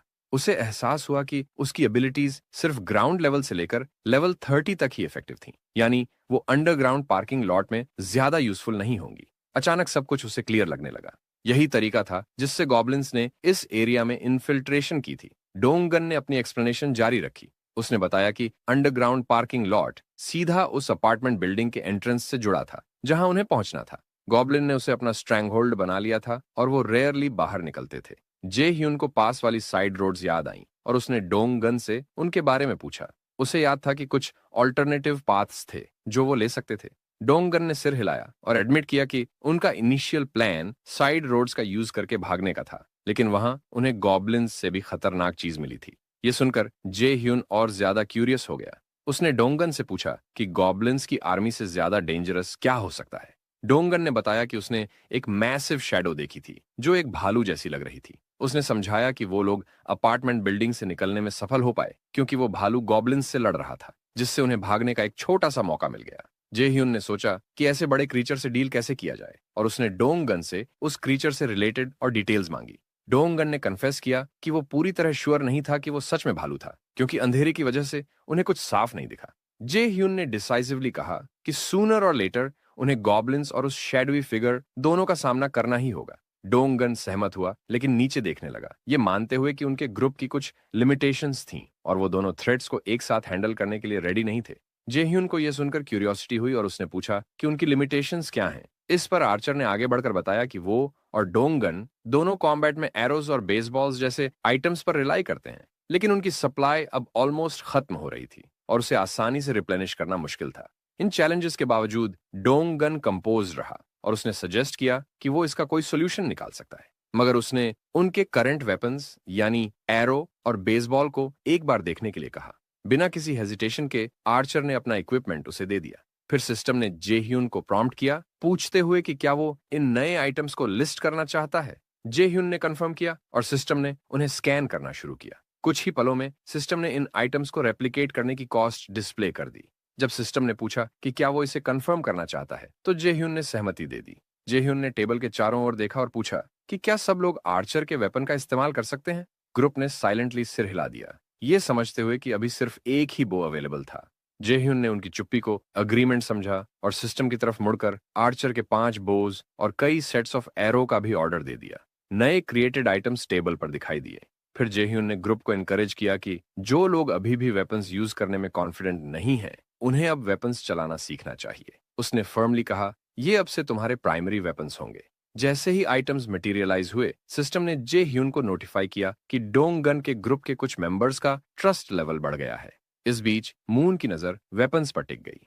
वो जेह्यून की रिसोर्सफुलनेस देखकर दंग रह गया। उसे एहसास हुआ कि अगर जेह्यून उनके साथ रहा तो शायद वो सच में उसकी दादी को बचा सकते हैं। सिस्टम ने कंफर्म किया कि मून का जेह्यून पर ट्रस्ट सिग्निफिकेंटली बढ़ चुका है। डोंगन भी चुप्पी तोड़ते हुए बोला कि जेह्यून के सपोर्ट से उनकी हंटिंग स्पीड ड्रामेटिकली इंप्रूव होगी। एक और लड़की ने कहा कि जेह्यून की मदद से अब उन्हें एरोज कलेक्ट करने के लिए रिस्क लेने की जरूरत नहीं पड़ेगी, जिससे उनकी सेफ्टी भी बढ़ेगी। इसके बाद जेह्यून ने सभी का ध्यान अपनी तरफ खींचा और अनाउंस किया कि आगे बढ़ने से पहले उन्हें सबसे पहले गॉब्लिन्स की संख्या कम करनी होगी। डोंगन ने सहमति जताई और पूछा कि वो हंटिंग कब शुरू करेंगे। जेह्यून ने डिसाइसिवली जवाब दिया, कल सुबह। डोंगन थोड़ा हेजिटेंट लगा और उसने उसकी जल्दबाजी पर सवाल उठाया, लेकिन जेह्यून ने समझाया कि जितना जल्दी वो एक्शन लेंगे, उनकी सक्सेस के चांसेस उतने ही ज्यादा होंगे। आखिरकार डोंगन ने सहमति में सिर हिलाया, लेकिन उसके चेहरे पर अभी भी थोड़ी अनसर्टेनिटी थी। जेह्यून मून की तरफ मुड़ा और उसने उसे कॉन्फिडेंस से देखा, कल हम तुम्हारी दादी को बचाने जा रहे हैं। मून का चेहरा उम्मीद और एक्साइटमेंट से चमक उठा। उसे अब सच में यकीन हो चला था कि वो अपनी दादी से फिर मिल पाएगा, लेकिन डोंगन अभी भी कॉशियस था। उसने चिंता जताई कि इतने ऑब्स्टिकल्स के साथ वो ये कैसे मैनेज करेंगे। जेह्यून ने एक कॉन्फिडेंट मुस्कान दी और आखिरकार अपना प्लान रिवील किया, हम गोब्लिन्स को बाहर लूर करने के लिए बेट स्ट्रेटजी यूज करेंगे। जैसे ही जेह्यून ने बात खत्म की, टेबल पर बैठे सभी लोग उसकी ओर देखने लगे, उसके प्लान के और डिटेल्स का इंतजार करते हुए। डोंगन और आर्चर गर्ल सोच में डूबे हुए थे। वो ये विचार कर रहे थे कि क्या सच में ये आइडिया काम कर सकता है। चश्मे वाले लड़के ने चिंता जताते हुए कहा कि प्लान तभी सफल होगा अगर सब कुछ एकदम प्लान के मुताबिक चले। जब वे इस पर चर्चा कर रहे थे, तभी सिस्टम ने जेह्यून को नोटिफाई किया कि फैटी को जो मिशन असाइन किया गया था वह पूरा हो चुका है। इसके साथ ही 30,000 एक गोल्ड का इनाम भी दिया गया। जेह्यून हैरान रह गया। उसे अंदाजा भी नहीं था कि हर मिशन के पूरा होने पर पेमेंट मिलती है। यकीन करने के लिए उसने दोबारा नोटिफिकेशन पढ़ा और यह सच था। जल्दी ही उसे समझ आया कि पैसे का इस्तेमाल कर वह अपने नागरिकों को मिशन असाइन कर सकता है, जिससे वे लेवल अप कर सकते हैं। मतलब जितने ज्यादा पैसे होंगे, उतनी ज्यादा पावर हासिल की जा सकती थी। अपनी आंखें बंद करते हुए उसने सोचा कि यह लॉन्ग टर्म के लिए स्ट्रॉन्ग स्ट्रेटेजी थी, लेकिन फिलहाल वह इस पर पूरी तरह निर्भर नहीं रहना चाहता था। सिस्टम ने उसे एक और नोटिफिकेशन दिया। ह्योंग जून का ट्रस्ट लेवल बढ़कर 50 पॉइंट्स हो चुका था, जिससे एक नया स्टेटस लॉयल्टी अनलॉक हो गया। 30 पॉइंट्स से ज्यादा लॉयल्टी होने के कारण फैटी अब सिर्फ एक रेजिडेंट नहीं बल्कि वासल बन चुका था। सिस्टम ने ह्योंग जून के अपडेटेड स्टैट्स और एट्रीब्यूट्स दिखाए। वह अब लेवल 9 पर था। उसका ट्रस्ट 51 पॉइंट्स और लॉयल्टी 62 हो चुकी थी, लेकिन अभी तक उसके पास कोई अवेकन स्किल नहीं थी और 0% शेयर किया गया एक्सपी था। सभी जानकारी को ध्यान से एनालाइज करने के बाद जेह्यून ने फैसला किया कि वो फैटी को अपना पहला वेसल रजिस्टर करेगा। जैसे ही उसने उसे कंफर्म किया, फैटी के शरीर से ब्लू ऑरा निकलने लगी और उसे अचानक बदलाव महसूस हुआ। उसका पसीना बहने लगा और सिस्टम ने नोटिफाई किया कि पहला वेसल रजिस्ट्रेशन सफल रहा। इसके साथ ही जेह्यून की नई स्किल समन वेसल एस अनलॉक हो गई, जिससे वह अपने वासल को अपने घर के अंदर समन कर सकता था। हालांकि इस स्किल का कूलडाउन 2 घंटे का था। सिस्टम ने ह्योंग जून के स्टैट्स फिर से अपडेट किए। अब वह लेवल 20 तक पहुंच चुका था और उसे नया फर्स्ट सर्वेंट टाइटल मिला। इसके साथ ही उसकी पहली स्किल गुरिल्ला स्ट्रेंथ अवेकन हुई, जो एक ई टियर पैसिव एबिलिटी थी जो उसे सुपर ह्यूमन स्ट्रेंथ देती थी। सिस्टम ने यह भी बताया कि फर्स्ट सर्वेंट टाइटल के कारण फैटी जो भी एक्सपी और गोल्ड हंटिंग से कमाएगा वह जे ह्यून के साथ शेयर होगा। इसके अलावा सिस्टम ने रिवील किया कि जे ह्यून अपनी अल्टीमेट आइज स्किल का उपयोग करके अपने वैसल को अपने घर से 5 मीटर के अंदर समन कर सकता था। फिर जे ह्यून ने नोटिस किया कि ह्योंग जून के लेवल के पास एक प्लस सिंबल था। उसने सोचते हुए इसे दबाया और पता चला कि यह वैसल का लेवल बढ़ाने का फीचर था, लेकिन इसमें 1 करोड़ सोना लग जाएगा। इतनी भारी कीमत देखकर जेह्यून चौंक गया और कहा कि यह सिर्फ एक वैसल स्किल के लिए बहुत ज्यादा महंगा है। उसके चेहरे के भाव देखकर टेबल पर बैठी औरत ने पूछा कि क्या हुआ। जेह्यून ने बात टालते हुए कहा कि कुछ नहीं, और उसने अपना ध्यान ह्योंग जून यानी फैटी की तरफ किया।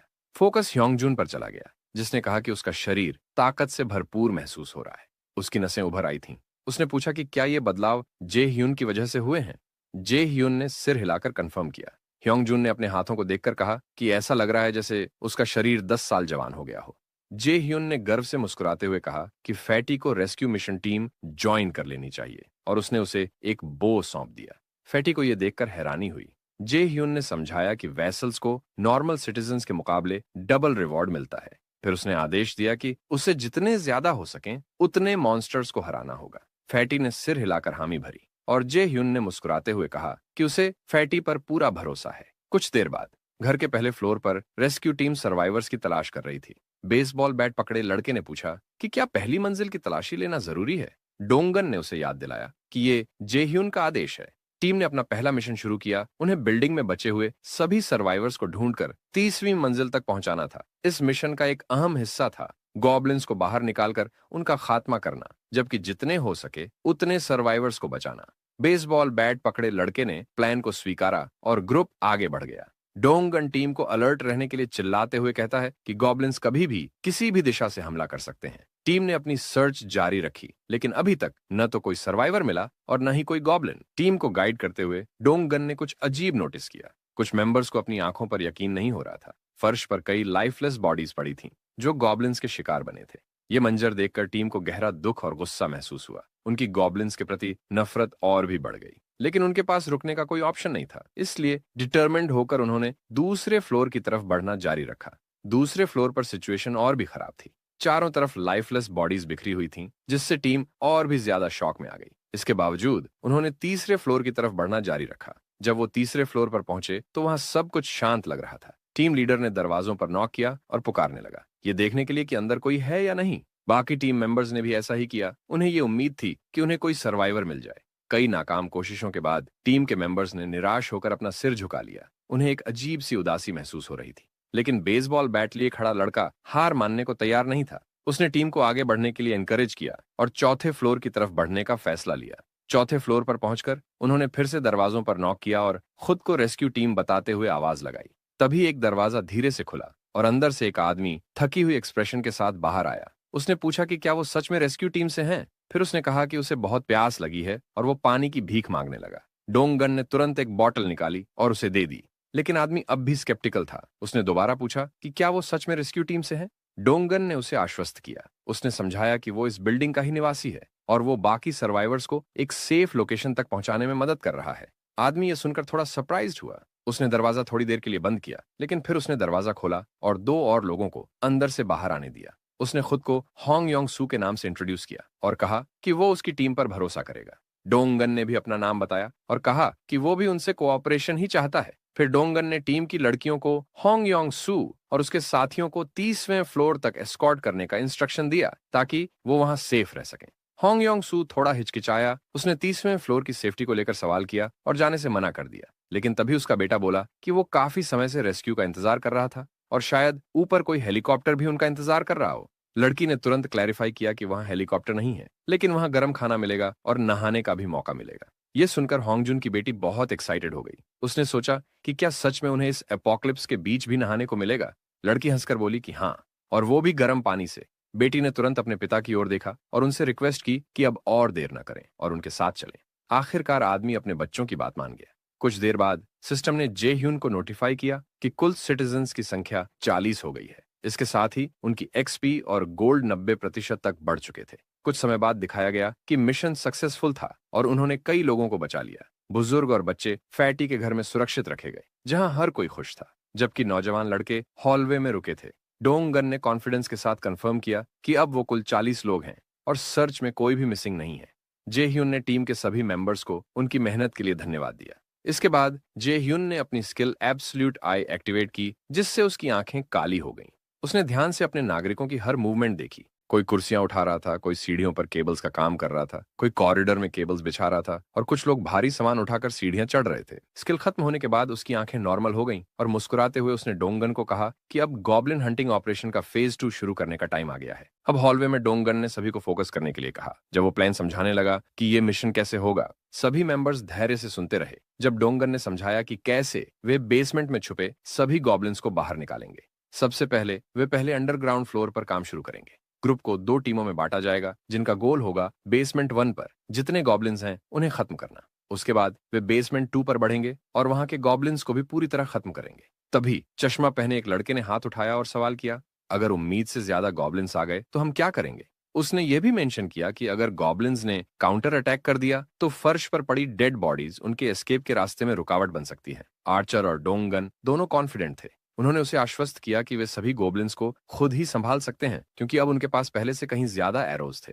लड़के ने सिर हिलाया और कहा कि उसे उन पर पूरा भरोसा है। तभी अचानक उन्होंने एक अजीब आवाज सुनी। जैसे ही उन्होंने साउंड की ओर देखा, उन्होंने 3 गॉब्लिन्स का एक छोटा ग्रुप नोटिस किया जो अटैक करने के लिए तैयार था।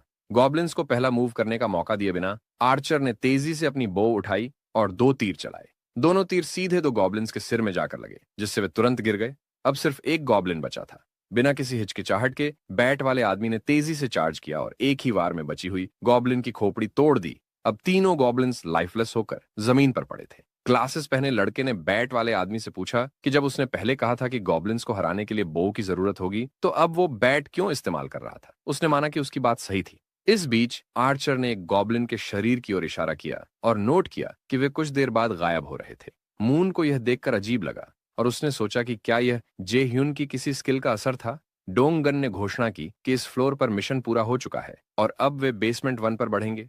हालांकि मून अभी भी सोच में डूबा था। उसने कहा कि उसे उम्मीद थी कि जे ह्यून के पास गोब्लिन की डेड बॉडीज को हैंडल करने का कोई तरीका होगा। तभी सिस्टम ने जे ह्यून को अलर्ट किया कि सिटीजन्स की ट्रस्ट बढ़ रही है। अब सीन जे ह्यून पर शिफ्ट होता है, जो आराम से बैठा एक बोतल खोल रहा था, जबकि उसके सामने कई सिस्टम विंडोज दिखाई दे रही थी। उसे ये मोमेंट काफी एंजॉयबल लग रहा था। उसने कहा कि उसका ये करने का इरादा नहीं था, लेकिन उसने खुद को भरोसा दिलाया कि वो अब भी सब पर नजर रख रहा है। सिस्टम ने एक और नोटिफिकेशन भेजा, ये दिखाते हुए कि मून का ट्रस्ट 50 तक पहुंच गया है, जिससे लॉयल्टी अनलॉक हो गई। लॉयल्टी स्टैट अब 30 पार कर चुका था, जो रजिस्ट्रेशन के लिए जरूरी कंडीशन थी। जे ह्यून ये देखकर हैरान था कि उसने इतनी जल्दी ये स्टैट्स हासिल कर लिए, लेकिन उसने सोचा कि यह जितना जल्दी हो उतना अच्छा है। फर्श पर बैठकर और सिस्टम विंडो को देखते हुए जे ह्यून ने मून का स्टैट्स रिव्यू किया। उसका ट्रस्ट 55 और लॉयल्टी 88 तक पहुंच चुकी थी, जो काफी इंप्रेसिव थी। जे ह्यून 88 लॉयल्टी देखकर थोड़ा चौंका, लेकिन वो शांत रहा और उसने इसे एक पॉजिटिव रिजल्ट माना। हल्की सी आयरॉनिक स्माइल के साथ उसने सिस्टम विंडो पर एक बटन दबाया और कहा कि रिटेंशन रजिस्ट्रेशन का टाइम पूरा हो चुका है।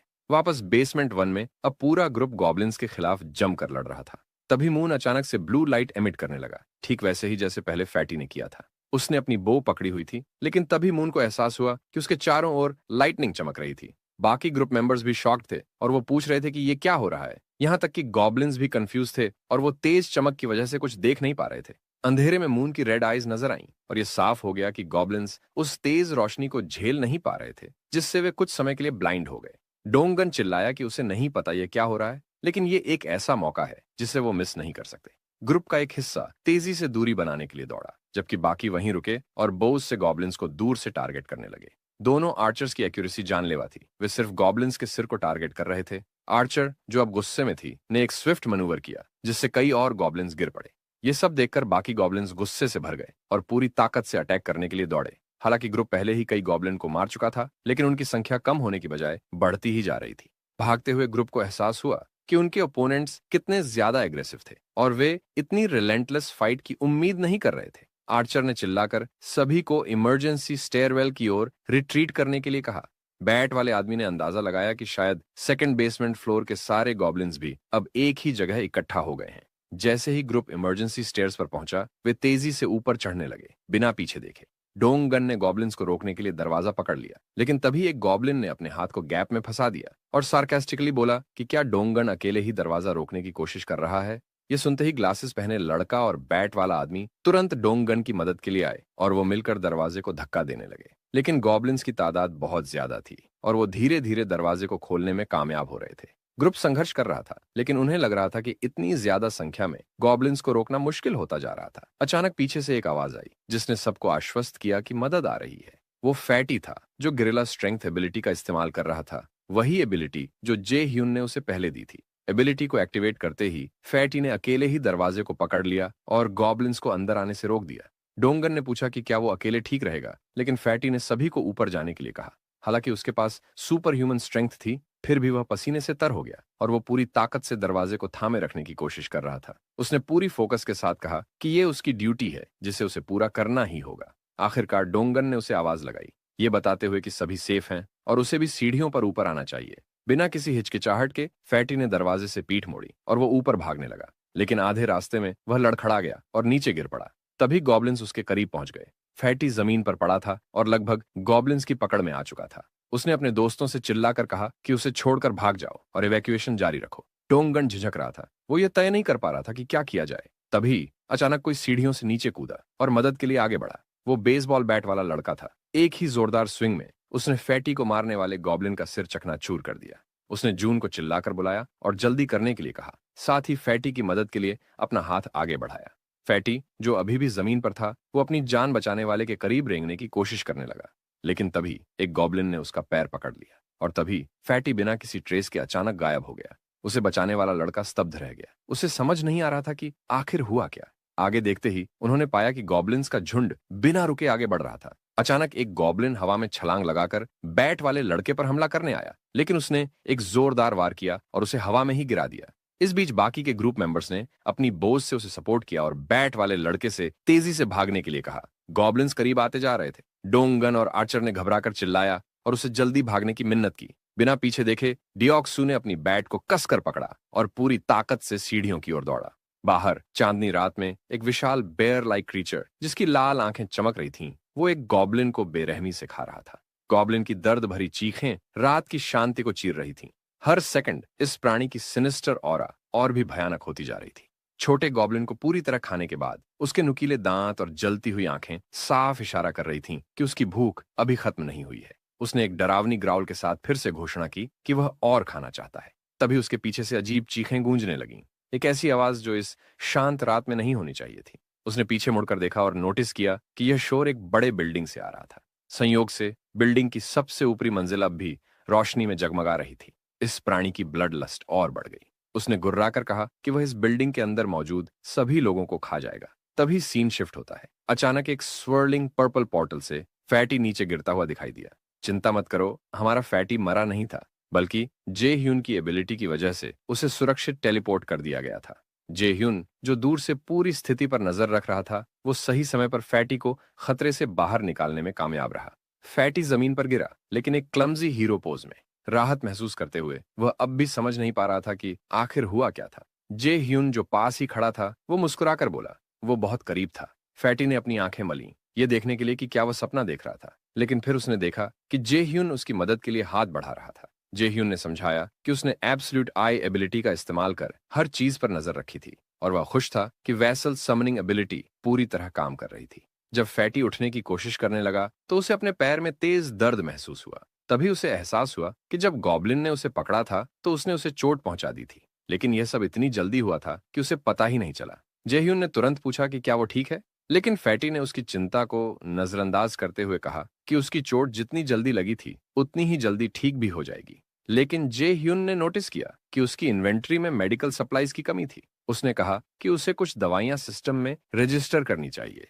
उसने फैटी को थोड़ी देर इंतजार करने को कहा। हालांकि फैटी थोड़ा कंफ्यूज था, लेकिन उसने सहमति में सिर हिलाया। अंदर जाकर जे ह्यून ने मेडिकल सप्लाईज खोजनी शुरू की और जल्द ही उसे एक फर्स्ट एड किट मिल गई। उसे देखकर उसे एहसास हुआ कि ऐसी सिचुएशंस में मेडिसिन कितनी जरूरी होती है। ये नजारा उसे अपने बचपन की याद दिलाने लगा, जब उसकी माँ उसके लिए ऐसी ही चीजें लाती थी। वह कुछ पल के लिए डीप थॉट में चला गया। जब उसने किट खोली तो उसने देखा कि इसमें उम्मीद से कहीं ज्यादा चीजें थीं। फर्श पर बैठकर उसने उन सभी आइटम्स को ध्यान से देखा और बुदबुदाया कि उसकी इन्वेंट्री में सिर्फ 4 स्लॉट्स ही बाकी हैं, लेकिन अभी भी बहुत कुछ रजिस्टर करना बाकी है। कुछ सेकंड्स सोचने के बाद उसे एक आइडिया आया। उसने फैसला किया कि वह इंडिविजुअल मेडिसिन के बजाय पूरी फर्स्ट एड किट को रजिस्टर करेगा। सिस्टम ने रजिस्ट्रेशन प्रोसेस शुरू की और किट को स्कैन करने लगा। जल्द ही एक सिस्टम नोटिफिकेशन पॉपअप हुआ जिसमें कंफर्म किया गया कि यह एक स्टैंडर्ड फर्स्ट एड किट है जिसकी वैल्यू 77,330 है। बिना किसी हिचकिचाहट के जे ह्यून ने इसे स्वीकार कर लिया। वापस कॉरिडोर में जे ह्यून फर्स्ट एड किट लेकर फैटी के पास आता है। फैटी नोटिस करता है कि जे ह्यून को उसकी सच्ची चिंता है, जबकि वह उसे बमुश्किल जानता है। घुटने टेक कर जे ह्यून गोबलिन से हुए घाव को जांचने की अनुमति मांगता है। फैटी अपने पैंट को ऊपर करता है और अपने काफ के पास एक कट दिखाता है। एक ट्वीजर्स और रुई के साथ जे ह्यून चेतावनी देता है कि वह पहले घाव को डिसइंफेक्ट करेगा। सावधानी से रुई को कट पर लगाते हुए जे ह्यून बड़े ध्यान से काम करता है। हालांकि फैटी को दर्द हो रहा है, फिर भी वह जे ह्यून को आश्वस्त करता है कि वह इसे सहन कर सकता है। सिस्टम तुरंत जे ह्यून को सूचित करता है कि फैटी का ट्रस्ट लेवल और लॉयल्टी बढ़ गया है। घाव को आंशिक रूप से साफ करने के बाद फैटी जे ह्यून का धन्यवाद करता है।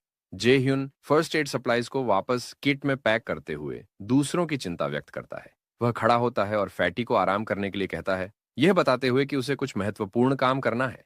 फैटी सिर हिलाता है और अपने बॉस के आदेशों का पालन करने के लिए सहमत होता है। जे ह्यून आंखें बंद करता है, फोकस करता है और अपनी अल्टीमेट आईज एबिलिटी एक्टिवेट करता है। उसकी आंखें काली हो जाती हैं जब वह बिल्डिंग को स्कैन करता है, जिससे वह अंदर हो रही हर चीज को देख पाता है। इमरजेंसी स्टेयर्स पर डिओक्सू रिलेंटलेस गॉब्लिन्स से बचने की कोशिश कर रहा है। आर्चर अपने बेहतरीन निशाने के साथ उसे सपोर्ट करती है। वो गॉब्लिन्स को परफेक्ट हेडशॉट से खत्म करती है। डोंगन और ग्लासेस वाला आदमी डिओक्सू को गॉब्लिन्स से दूरी बनाने में मदद करने की कोशिश करते हैं, लेकिन फ्रस्ट्रेशन में चिल्लाते हैं कि वे एक बार में केवल एक गॉब्लिन को ही संभाल सकते हैं और वो डिओक्सू को तेज भागने के लिए कहते हैं। डिओक्सू जितनी तेजी से भाग सकता है वो भागता है, लेकिन गॉब्लिन्स उसका पीछा करना जारी रखते हैं जैसे उन्हें थकान नहीं होती। पीछे से एक इम्प्रूव्ड बैरिकेड के पीछे स्पोर्ट्स टीम तीर चलाती है जो डोक्सू के बेहद करीब से गुजरते हैं, लेकिन हर शॉट परस्यूइंग गॉब्लिन्स पर परफेक्टली लगता है। डिओक्सू आखिरकार सीढ़ियों के अंत तक पहुंचता है और एक छलांग लगाकर बैरिकेड को पार करता है। हालांकि एक लापरवाही के क्षण में 2 गॉब्लिन्स उसकी पीठ पर कूद पड़ते हैं। वो उसे ऑफ गार्ड पकड़ लेते हैं, लेकिन तभी मून एक चिल्लाहट के साथ आगे बढ़ता है। वो अपने साथी की रक्षा करने के लिए कॉन्फिडेंट होता है। अपने बो से एक शक्तिशाली प्रहार करके क्लोज रेंज पर वह उन दोनों गॉब्लिन्स को खत्म कर देता है जो उस पर कूदे थे। मून गंभीर चेहरे के साथ खड़ा होता है। उसकी आंखें नीली चमकती हैं और वो डिटर्मिनेशन से भरी हुई हैं। बिना किसी हिचकिचाहट के वह वापस इस स्टेयरवेल में कूद जाता है और सीधे गॉब्लिन्स के झुंड में घुस जाता है। डोंगन हैरान रह जाता है। मून के रैपिड और प्रिसाइज स्ट्राइक्स से गॉब्लिन हॉर्ड काफी कम हो जाती है। डोंगन और डिओक्सू उसके एडवांसेस को देखते रह जाते हैं। बाकी ग्रुप इस सीन को देखकर डिसबिलीफ में पूछते हैं कि क्या मून हमेशा से कॉम्बैट में इतना ही स्किल्ड था, और वो टिप्पणी करते हैं कि उसकी हरकतें पूरी तरह से पागलों वाली हैं। दूर से जे ह्यून सब कुछ ऑब्जर्व करता है और कमेंट करता है कि मून बहुत अच्छा कर रहा है। सिस्टम स्क्रीन प्रकट होती है मून का स्टेटस दिखाते हुए। उसका फुल नेम मून बाइवोंग हो है और उसका टाइटल सेकंड वेसल है। उसका कॉन्फिडेंस लेवल 55 है और लॉयल्टी 88 है। उसके पास टेलीपोर्टेशन एबिलिटी है जो मेंटल एनर्जी का उपयोग करके उसकी लाइन ऑफ साइट के भीतर मूव करने की अनुमति देती है। मेंटल एनर्जी कॉस्ट कम्प कैनन्स की संख्या और डिस्टेंस ट्रेवल के साथ बढ़ता है। एक स्लाई स्माइल और डार्क एंड आइज के साथ जे ह्यून टिप्पणी करता है कि मून को वैसल के रूप में रजिस्टर करना एक ब्रिलियंट डिसीजन था। वापस स्टेयरवेल में गॉब्लिन्स मून द्वारा खत्म किए जा रहे हैं। उसके हर प्रहार से उनके सिर डेडली एक्यूरेसी से टकराते हैं। डोंगन जियोन यानी ग्लासेस वाले आदमी से पूछता है कि एक्सटेंशन कोड तैयार है या नहीं। जियोन इसे मजबूती से पकड़े हुए जवाब देता है कि यह तैयार है। डोंगन पूछता है कि वाटर टैंक तैयार है या नहीं। आर्चर और बेसबॉल बैट वाला भी कहते हैं वो तैयार है। मून रियलाइज करता है कि उसे रिट्रीट करना है। वो बैरिकेड की ओर स्प्रिंट करता है, जबकि डोंगन उसे जल्दी करने के लिए चिल्लाता है। एक स्विफ्ट जंप के साथ मून बैरिकेड के पीछे सुरक्षित लैंडिंग करता है। एक पल के लिए गॉब्लिन्स को लगता है कि वो ग्रुप भाग गया है, लेकिन कुछ ही क्षणों बाद बैरिकेड के ऊपर एक मैसिव वाटर टैंक प्रकट होता है। टैंक को झुकाया जाता है जो गॉब्लिन्स को भिगोते हुए इमरजेंसी स्टेयरवेल को पानी से भर देता है। गॉब्लिन्स जो इनिशियली कंफ्यूज थे वो सोचते हैं कि यह केवल उन्हें कुछ देर रोकने की टैक्टिक है, लेकिन डोंगन चिल्लाता है कि यह परफेक्ट अपॉर्चुनिटी है और जियन स्विच को फ्लिप करता है। एक इलेक्ट्रिकल सर्ज अब भीगे हुए स्टेयरवेल से होकर पहले से बिछाए गए वायर्स के माध्यम से गुजरता है। वो उन सभी गॉब्लिन्स को इलेक्ट्रोक्यूट कर देता है जो उनका पीछा कर रहे थे। तभी जेह्यून के सिस्टम स्क्रीन ने नोटिफाई किया कि उसने कई अलग अलग लेवल्स के गॉब्लिन्स को हंट किया है, जिनमें से कुछ लेवल 6 और 7 के भी थे। फिर एक और नोटिफिकेशन पॉपअप हुआ जिसमें दिखाया गया कि जेह्यून को सिग्निफिकेंट एक्सपी मिला है और उसका टोटल 3,34,041 कॉइन उसके अकाउंट में डिपॉजिट कर दिया गया है। इसके अलावा उसकी स्किल लेवल इंक्रीज हो गई है और एक नई एबिलिटी अनलॉक हो चुकी है। जब जे ह्यून अपनी अल्टीमेट आइज एबिलिटी यूज कर रहा था, तभी उसे एक अजीब सा प्रेशर महसूस हुआ। अचानक उसके पूरे शरीर में एक तेज दर्द फैलने लगा, जिससे वह एग्नी में तड़पने लगा। जैसे ही उसने ध्यान से देखा, एक पर्पल एनर्जी उससे बाहर फैलने लगी, धीरे धीरे एक बड़े एरिया को कवर करते हुए। ये एनर्जी पूरे बिल्डिंग, स्टेयरवेल, पार्किंग लॉट और यहाँ तक कि उसके दोस्तों का पीछा कर रहे गॉब्लिन तक भी फैल गई। ऐसा लग रहा था कि यह प्योरपल वेव एक स्कैनिंग मैकेनिज्म की तरह काम कर रही थी, क्योंकि जे ह्यून की एबिलिटी स्क्रीन ने इंडिकेट किया कि होस्टाइल एंटिटीज डिटेक्ट हो चुकी हैं। स्कैन के बाद सिस्टम ने डिक्लेयर किया कि सारे होस्टाइल्स एलिमिनेट कर दिए जाएंगे। जैसे ही एनर्जी वेव डिसिपेट हुई, गॉब्लिन चीखने लगे, उनके शरीर डिफॉर्म होने लगे और फिर एक पल में ही वो एक्सप्लोड हो गए और वो एक झपकी में गायब हो गए। सिस्टम ने जे ह्यून को फिर से नोटिफाई किया कि उसने कई गॉब्लिन्स को डिफीट कर दिया है, जिनमें से कई लेवल 6 और 7 के थे। लेकिन कुछ गॉब्लिन्स अब भी हार मानने के लिए तैयार नहीं थे। वे इमरजेंसी स्टेयरकेस पर चढ़ते जा रहे थे। उनमें से एक गॉब्लिन को अचानक अजीब सा फील हुआ, जैसे कोई खतरा उसके करीब था। उसकी रीढ़ में एक ठंडक दौड़ गई। उसने धीरे धीरे पीछे मुड़कर देखा और उसकी आंखें डर से चौड़ी हो गईं। उसके सामने एक भारी भरकम काला साया खड़ा था। जब उसने ध्यान से देखा तो उसे एहसास हुआ कि यह एक विशाल भालू था, जो लाल चमकती आंखों के साथ उसकी ओर बढ़ रहा था। गॉब्लिन के दिमाग में कुछ आता, इससे पहले ही भालू ने एक भयंकर दहाड़ लगाई, जिससे पूरा माहौल कांप उठा। गॉब्लिन रिएक्ट भी नहीं कर पाया कि भालू ने उसके गले के पास अपने नुकीले दांत गड़ा दिए। गॉब्लिन की दर्द भरी चीख गूंज उठी, जिससे बाकी गॉब्लिन्स का ध्यान भी उसकी ओर चला गया। उन्होंने तुरंत अपने कॉमरेड की ओर देखा, लेकिन तब तक बहुत देर हो चुकी थी। भालू ने पहले गॉब्लिन को खत्म कर दिया था और वो अब अपने विशाल पंजों से बाकी गॉब्लिन्स पर हमला कर रहा था। पहला गॉब्लिन गिरा, फिर दूसरा, फिर दो और। भालू की ताकत जबरदस्त थी। वह अपने पंजों और दांतों से दुश्मनों को चीरता जा रहा था। लेकिन गॉब्लिन्स भी ये समझ चुके थे कि वे संख्या में ज्यादा हैं। उन्होंने चारों तरफ से भालू को घेर लिया और एक साथ हमला कर दिया। कुछ उसकी पीठ पर चढ़ गए तो कुछ सामने से उसका ध्यान भटकाने लगे। भालू ने तेजी से अपनी क्लॉज का इस्तेमाल किया और अपनी पीठ पर चिपके गॉब्लिन्स को नीचे गिरा दिया। लेकिन इस बीच वह खुद वल्नरेबल हो गया। गॉब्लिन्स ने मौके का फायदा उठाया और उसके शरीर पर अपने नुकीले दांत गड़ा दिए। एक गॉब्लिन उसकी आंखों के पास चिपक गया, जबकि दूसरा उसकी पीठ पर बुरी तरह जकड़ा हुआ था। भालू पूरी ताकत से संघर्ष कर रहा था। वो अपने भारी भरकम हाथों से गॉब्लिन्स को दूर फेंक रहा था, लेकिन उनकी संख्या ने उसे परेशान कर दिया था। गॉब्लिन्स ने अपने शार्प क्लॉज से भालू की आंखों को निशाना बनाया। वे उसे अंधा करने ही वाले थे कि अचानक सारे गॉब्लिन्स के सिर एक झटके में फट गए। एक पल में सब खत्म हो गया। ये शायद जेह्यून की डोमेन एक्सपेंशन एबिलिटी का असर था। अब तक डरा और कंफ्यूज्ड भालू अचानक रियलाइज कर गया कि वह सुरक्षित था। उसी समय एक सिस्टम नोटिफिकेशन पॉपअप हुआ, सिटीजनशिप ग्रांटेड। भयंकर लड़ाई के बाद एग्जॉस्शन में डूबा भालू अचानक सिकुड़ने लगा। उसका शरीर अजीब तरीके से मरोड़ खाने लगा, जैसे वो किसी फोर्स से मुड़ रहा हो। फिर धीरे धीरे उसके शरीर से एक मानव चेहरा उभरने लगा। देखते ही देखते भालू पूरी तरह एक खूबसूरत औरत में बदल गया। उसके भूरे बाल और आंखें चमक रही थीं, लेकिन इंटेंस फाइट से वह कमजोर पड़ चुकी थी। वह धीरे धीरे पार्किंग लॉट में गिर पड़ी। उसके चारों ओर मरे हुए गॉब्लिन्स के शरीर बिखरे पड़े थे। दूसरी तरफ जे ह्यून अब भी अपनी एबिलिटी द अल्टीमेट आइज की वजह से दर्द में तड़प रहा था, लेकिन सर्वेलेंस की तरह उसकी आंखें चारों तरफ देख रही थीं। उसने देखा कि वह औरत जमीन पर बेहोश पड़ी थी। ये कौन है? उसके मन में सवाल उठा। सिस्टम नोटिफिकेशन ने तुरंत उसकी आइडेंटिटी रिवील की। उसका नाम था इयॉनजू, लेवल 33, 9 ट्रस्ट पॉइंट्स और एक A rank ability, वेयरबेयर।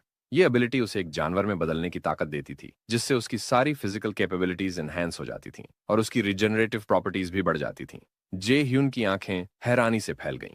A rank ability. System ने आगे रिवील किया कि डोंगन और हिरिन के ट्रस्ट पॉइंट्स 50 तक पहुंच चुके थे, जिससे उनकी लॉयल्टी अनलॉक हो गई थी। साथ ही यह भी बताया गया कि डिऑक्सू की लॉयल्टी 30 तक पहुंच गई थी, जिससे वह एक वैसल के रूप में रजिस्टर होने के लिए एलिजिबल हो चुका था। जे ह्यून ने जल्दी से डिसाइड किया कि डिओक्सू को वैसल के रूप में रजिस्टर कर देना चाहिए।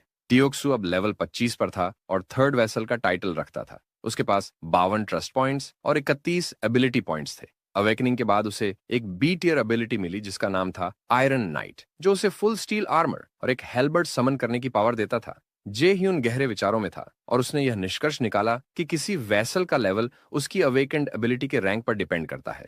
उसे याद आया कि फैटी ने स्ट्रेंथ ऑफ द गोरिल्ला नाम किसी रैंक एबिलिटी अवेकन की थी और वह लेवल 20 पर था। डिऑक्सू की iron knight ability B rank की थी, जिससे वह लेवल 25 पर पहुंचा। दूसरी ओर मून की ए रैंक टेलीपोर्टेशन एबिलिटी ने उसे लेवल 30 तक पहुंचा दिया था। जेह्यून ने सोचा कि जब कोई वैसल रजिस्टर होता है तो उसका लेवल उसकी अवेकनेड एबिलिटी के रैंक के अनुसार सेट हो जाता है।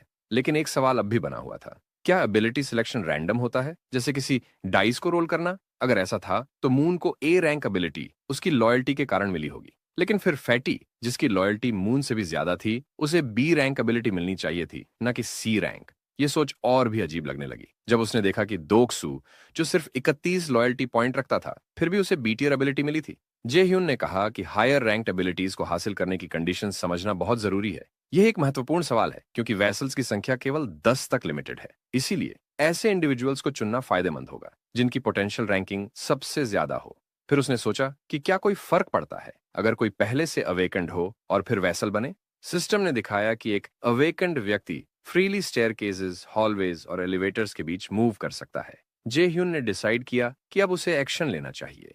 वह एलिवेटर की ओर बढ़ा और जैसे ही पास पहुंचा, उसने अपनी अल्टीमेट आइज एबिलिटी एक्टिवेट की। उसकी नजरें गहरी और तेज हो गईं। इस बीच एक औरत अभी भी पार्किंग लॉट में बेहोश पड़ी थी, गॉब्लिन्स की लाइफलेस बॉडीज के पास। जेह्यून ने फैटी को बुलाया, जो तुरंत आया। उसने फैटी को पार्किंग लॉट की दूसरी मंजिल से उस औरत को उठाकर उनकी फ्लोर पर लाने के लिए कहा। उसी समय इमरजेंसी स्टेयरकेसेस पर बाकी टीम इलेक्ट्रिक ट्रैप के लिए यूज किए गए मटेरियल्स को डिसमेंटल और रिकवर कर रही थी। डिऑक्सू गॉब्लिन्स की सडन डिफीट से राहत महसूस कर रहा था। उसने अपने साथियों से पूछा कि गॉब्लिन अचानक क्यों एक्सप्लोड हो गए। चश्मे वाला आदमी स्पेक्यूलेट करता है कि यह किसी की प्लानिंग रही होगी। डोंगन, जो अब नर्वस हो रहा था, वो समझ गया कि इतनी पावरफुल स्किल सिर्फ एक ही व्यक्ति की हो सकती थी। गॉब्लिन्स को इतनी आसानी से खत्म कर देना, इसमें कोई शक नहीं था कि यह जेह्यून की ही हरकत थी। डोंगन को याद आया कि जब उसने पहली बार फैटी से मुलाकात की थी, तब फैटी ने जेह्यून को एक रहस्यमयी इंसान बताया था। उसे यह भी याद आया कि फैटी ने हॉट बाथ्स के बारे में बात की थी, जिससे लड़कियां हैरान हो गई थीं, और यह कि उनके मील्स के इंग्रेडिएंट्स भी जेह्यून की एबिलिटी की वजह से अवेलेबल हुए थे। इन सब बातों को सोचते हुए डोंगन और भी ज्यादा बेचैन हो गया। उसे यकीन हो गया कि यह रहस्यमयी स्किल जेह्यून की ही थी। जैसे ही डोंगन वायर्स को अपने हाथ में लपेटता है, उसकी नजर मून पर पड़ती है। उसे याद आता है कि मून पहले एक इंट्रोवर्ट हुआ करता था, लेकिन जेह्यून से मिलने के बाद वह पूरी तरह बदल गया था। जेह्यून की एबिलिटीज की भयावहता को समझते हुए डोंगन मन ही मन सोचता है कि इस दुनिया में जेह्यून द्वारा बचाया जाना असल में उसके द्वारा चुना जाना है। पार्किंग लॉट में जैसे ही एलिवेटर ग्राउंड फ्लोर पर पहुंचा, फैटी बेहोश पड़ी हुई औरत की तरफ भागता है। वह जल्दी से उसे उठाता है और 30वीं मंजिल की ओर बढ़ता है, जैसा कि उसे आदेश दिया गया था। जेह्यून अपनी अल्टीमेट आइज एबिलिटी से सर्वेलेंस की तरह सब कुछ देख रहा था। डोंगन अब भी यह सोच रहा था कि इस दुनिया में बचने के लिए जेह्यून की फेवर पाना सबसे जरूरी चीज बन चुका था। तभी एक फ्लैशबैक शुरू होता है। एक छोटा सा टॉय कार पार्क में चल रहा था। एक बच्चा खुशी से खेल रहा था और उसकी माँ उसे देख रही थी। वह खुशी से अपनी माँ को बुला रहा था कि देखो वह क्या कर सकता है। पार्किंग लॉट में बेहोश पड़ी औरत योंजू उसी बच्चे की माँ थी। वह मुस्कुराई और उसे प्रोत्साहित कर रही थी। बच्चा जैसे ही खड़ा होकर अपनी माँ की ओर हाथ हिलाने लगा, उसके पीछे कुछ प्रकट हुआ। उसकी माँ की मुस्कान एक डरावने एक्सप्रेशन में बदल गई। वह एकदम जड़ हो गई, आतंक से जकड़ी हुई। 3 भयानक गॉब्लिन्स उस मासूम बच्चे के चारों ओर खड़े हो गए, जो अपनी माँ को खुश होकर देख रहा था। योंजू ने अपनी पूरी ताकत से कुछ करने की कोशिश की, लेकिन वह काफी तेज नहीं थी। गॉब्लिन्स ने बच्चे पर हमला कर दिया और वह कुछ भी नहीं कर पाई। वह केवल रो सकती थी जब उसके बेटे के आखिरी क्षण उसकी आंखों के सामने जलते हुए एक भयानक याद में बदल गए। अब वहां सिर्फ एक चीज बची थी, वह छोटा सा टॉय कार जिससे वह बच्चा खेल रहा था। योंजू अचानक जाग गई। वो दर्दनाक यादों से सहम उठी। उसने अपनी बगल में देखा और वहां जेह्यून को पाया, जो उसे उसके नाम से बुला रहा था। उसने उसे लेटे हुए देखा और वह धीरे धीरे बिस्तर पर बैठ गई। उसके सिर में तेज दर्द हो रहा था। जेह्यून ने अपना हाथ बढ़ाया और खुद को इंट्रोड्यूस किया, कहते हुए कि उसे उससे मिलकर खुशी हुई। लेकिन योंजू ने उसका इंट्रोडक्शन नजरअंदाज कर दिया और सीधे पूछ लिया, क्या वो तुमने किया था? जेह्यून थोड़ी देर के लिए चुप रह गया। वो ये समझ नहीं पाया कि वह किस बारे में बात कर रही थी। जल्दी ही योंजू ने साफ कर दिया, तुम जानते हो कि मैं किस बारे में पूछ रही हूँ, वो चीज जिसने गॉब्लिन्स के सिर एक्सप्लोड कर दिए थे। जेह्यून अचानक एक पल के लिए फ्रीज हो गया। उसका हाथ हल्का कांपने लगा। उसने अपनी मुट्ठी को कसकर पकड़ा, खुद को स्टेडी किया और स्वीकार किया, हाँ, वो मैंने ही किया था।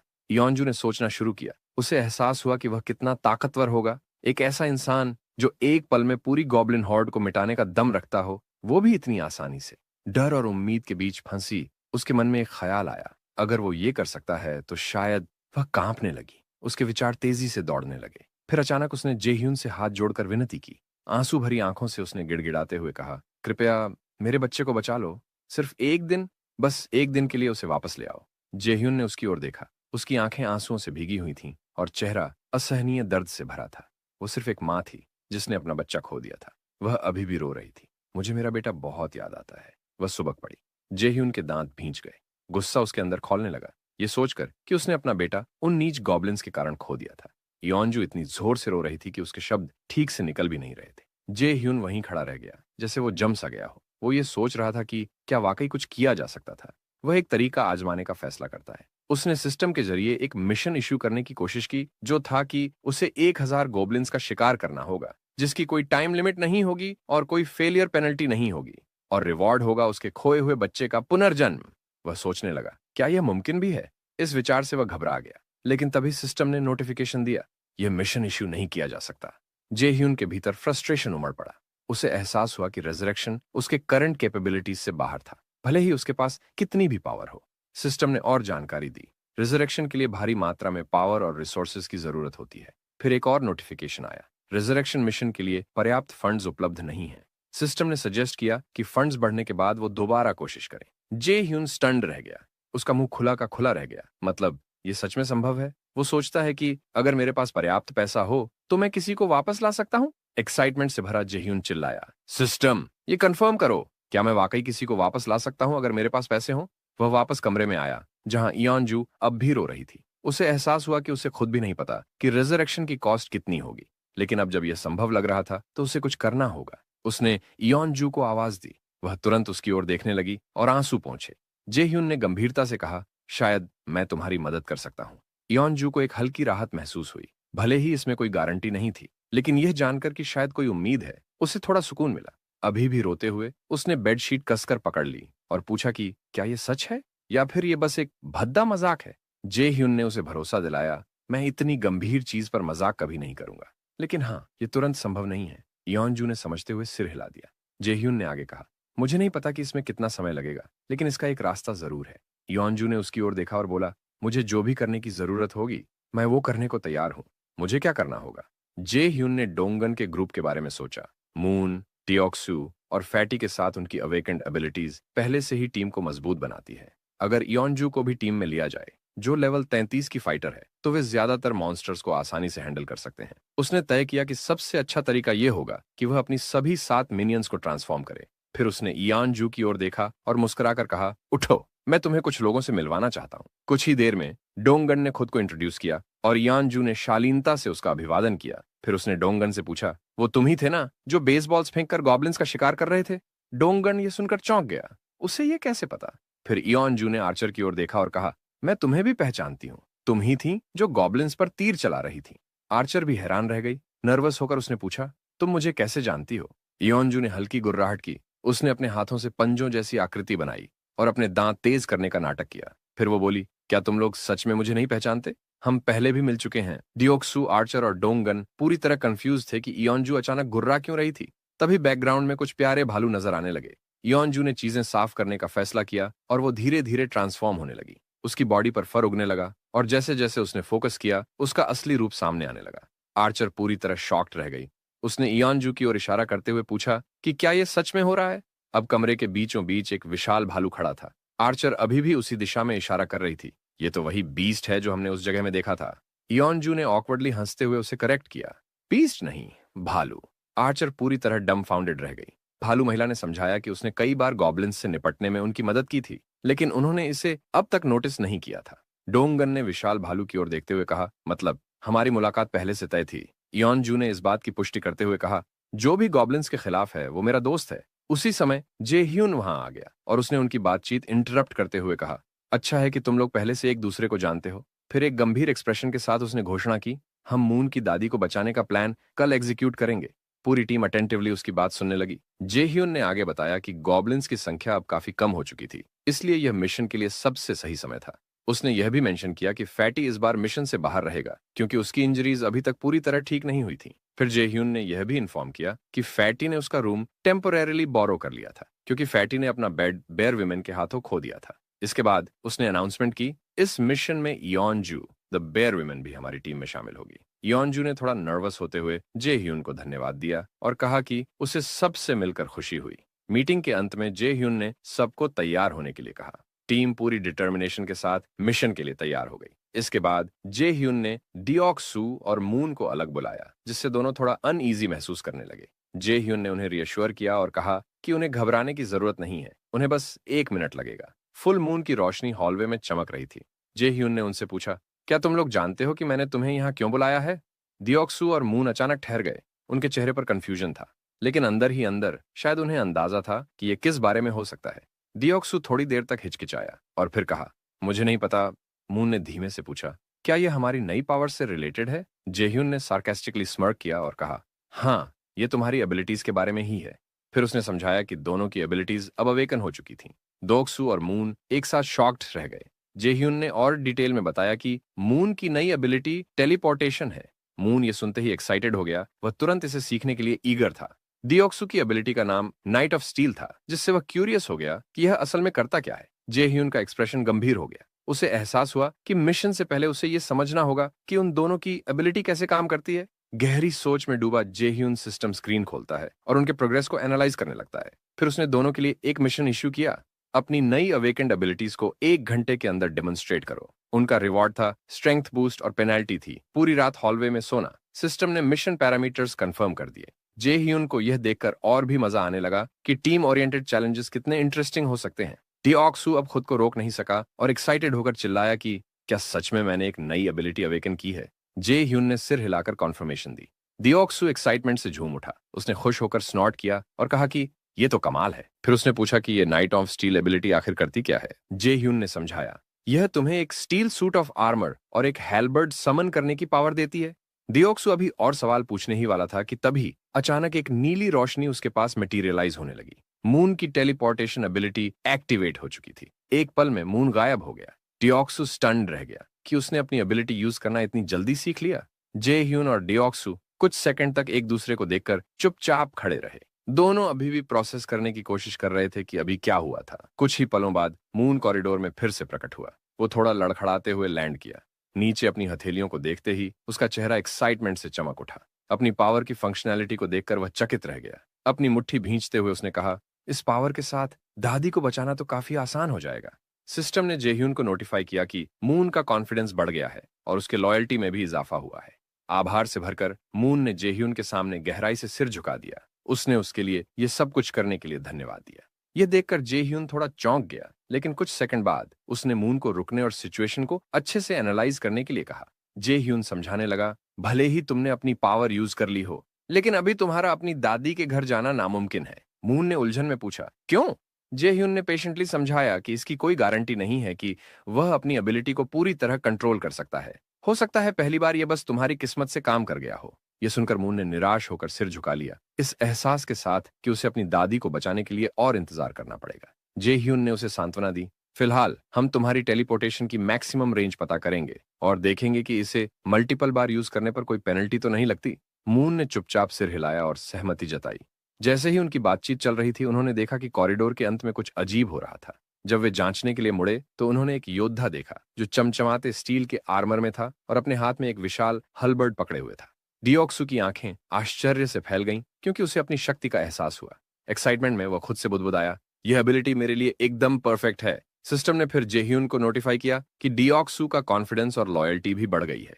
डियोक्सू अपने हलबर्ड को उठाकर उसका वजन टेस्ट करने लगा। वहीं जेह्यून ने मून को पास बुलाया और एक नजदीकी बिल्डिंग की ओर इशारा किया। जेह्यून ने पूछा, देखो मून, क्या तुम वहां टेलीपोर्ट करने की कोशिश कर सकते हो?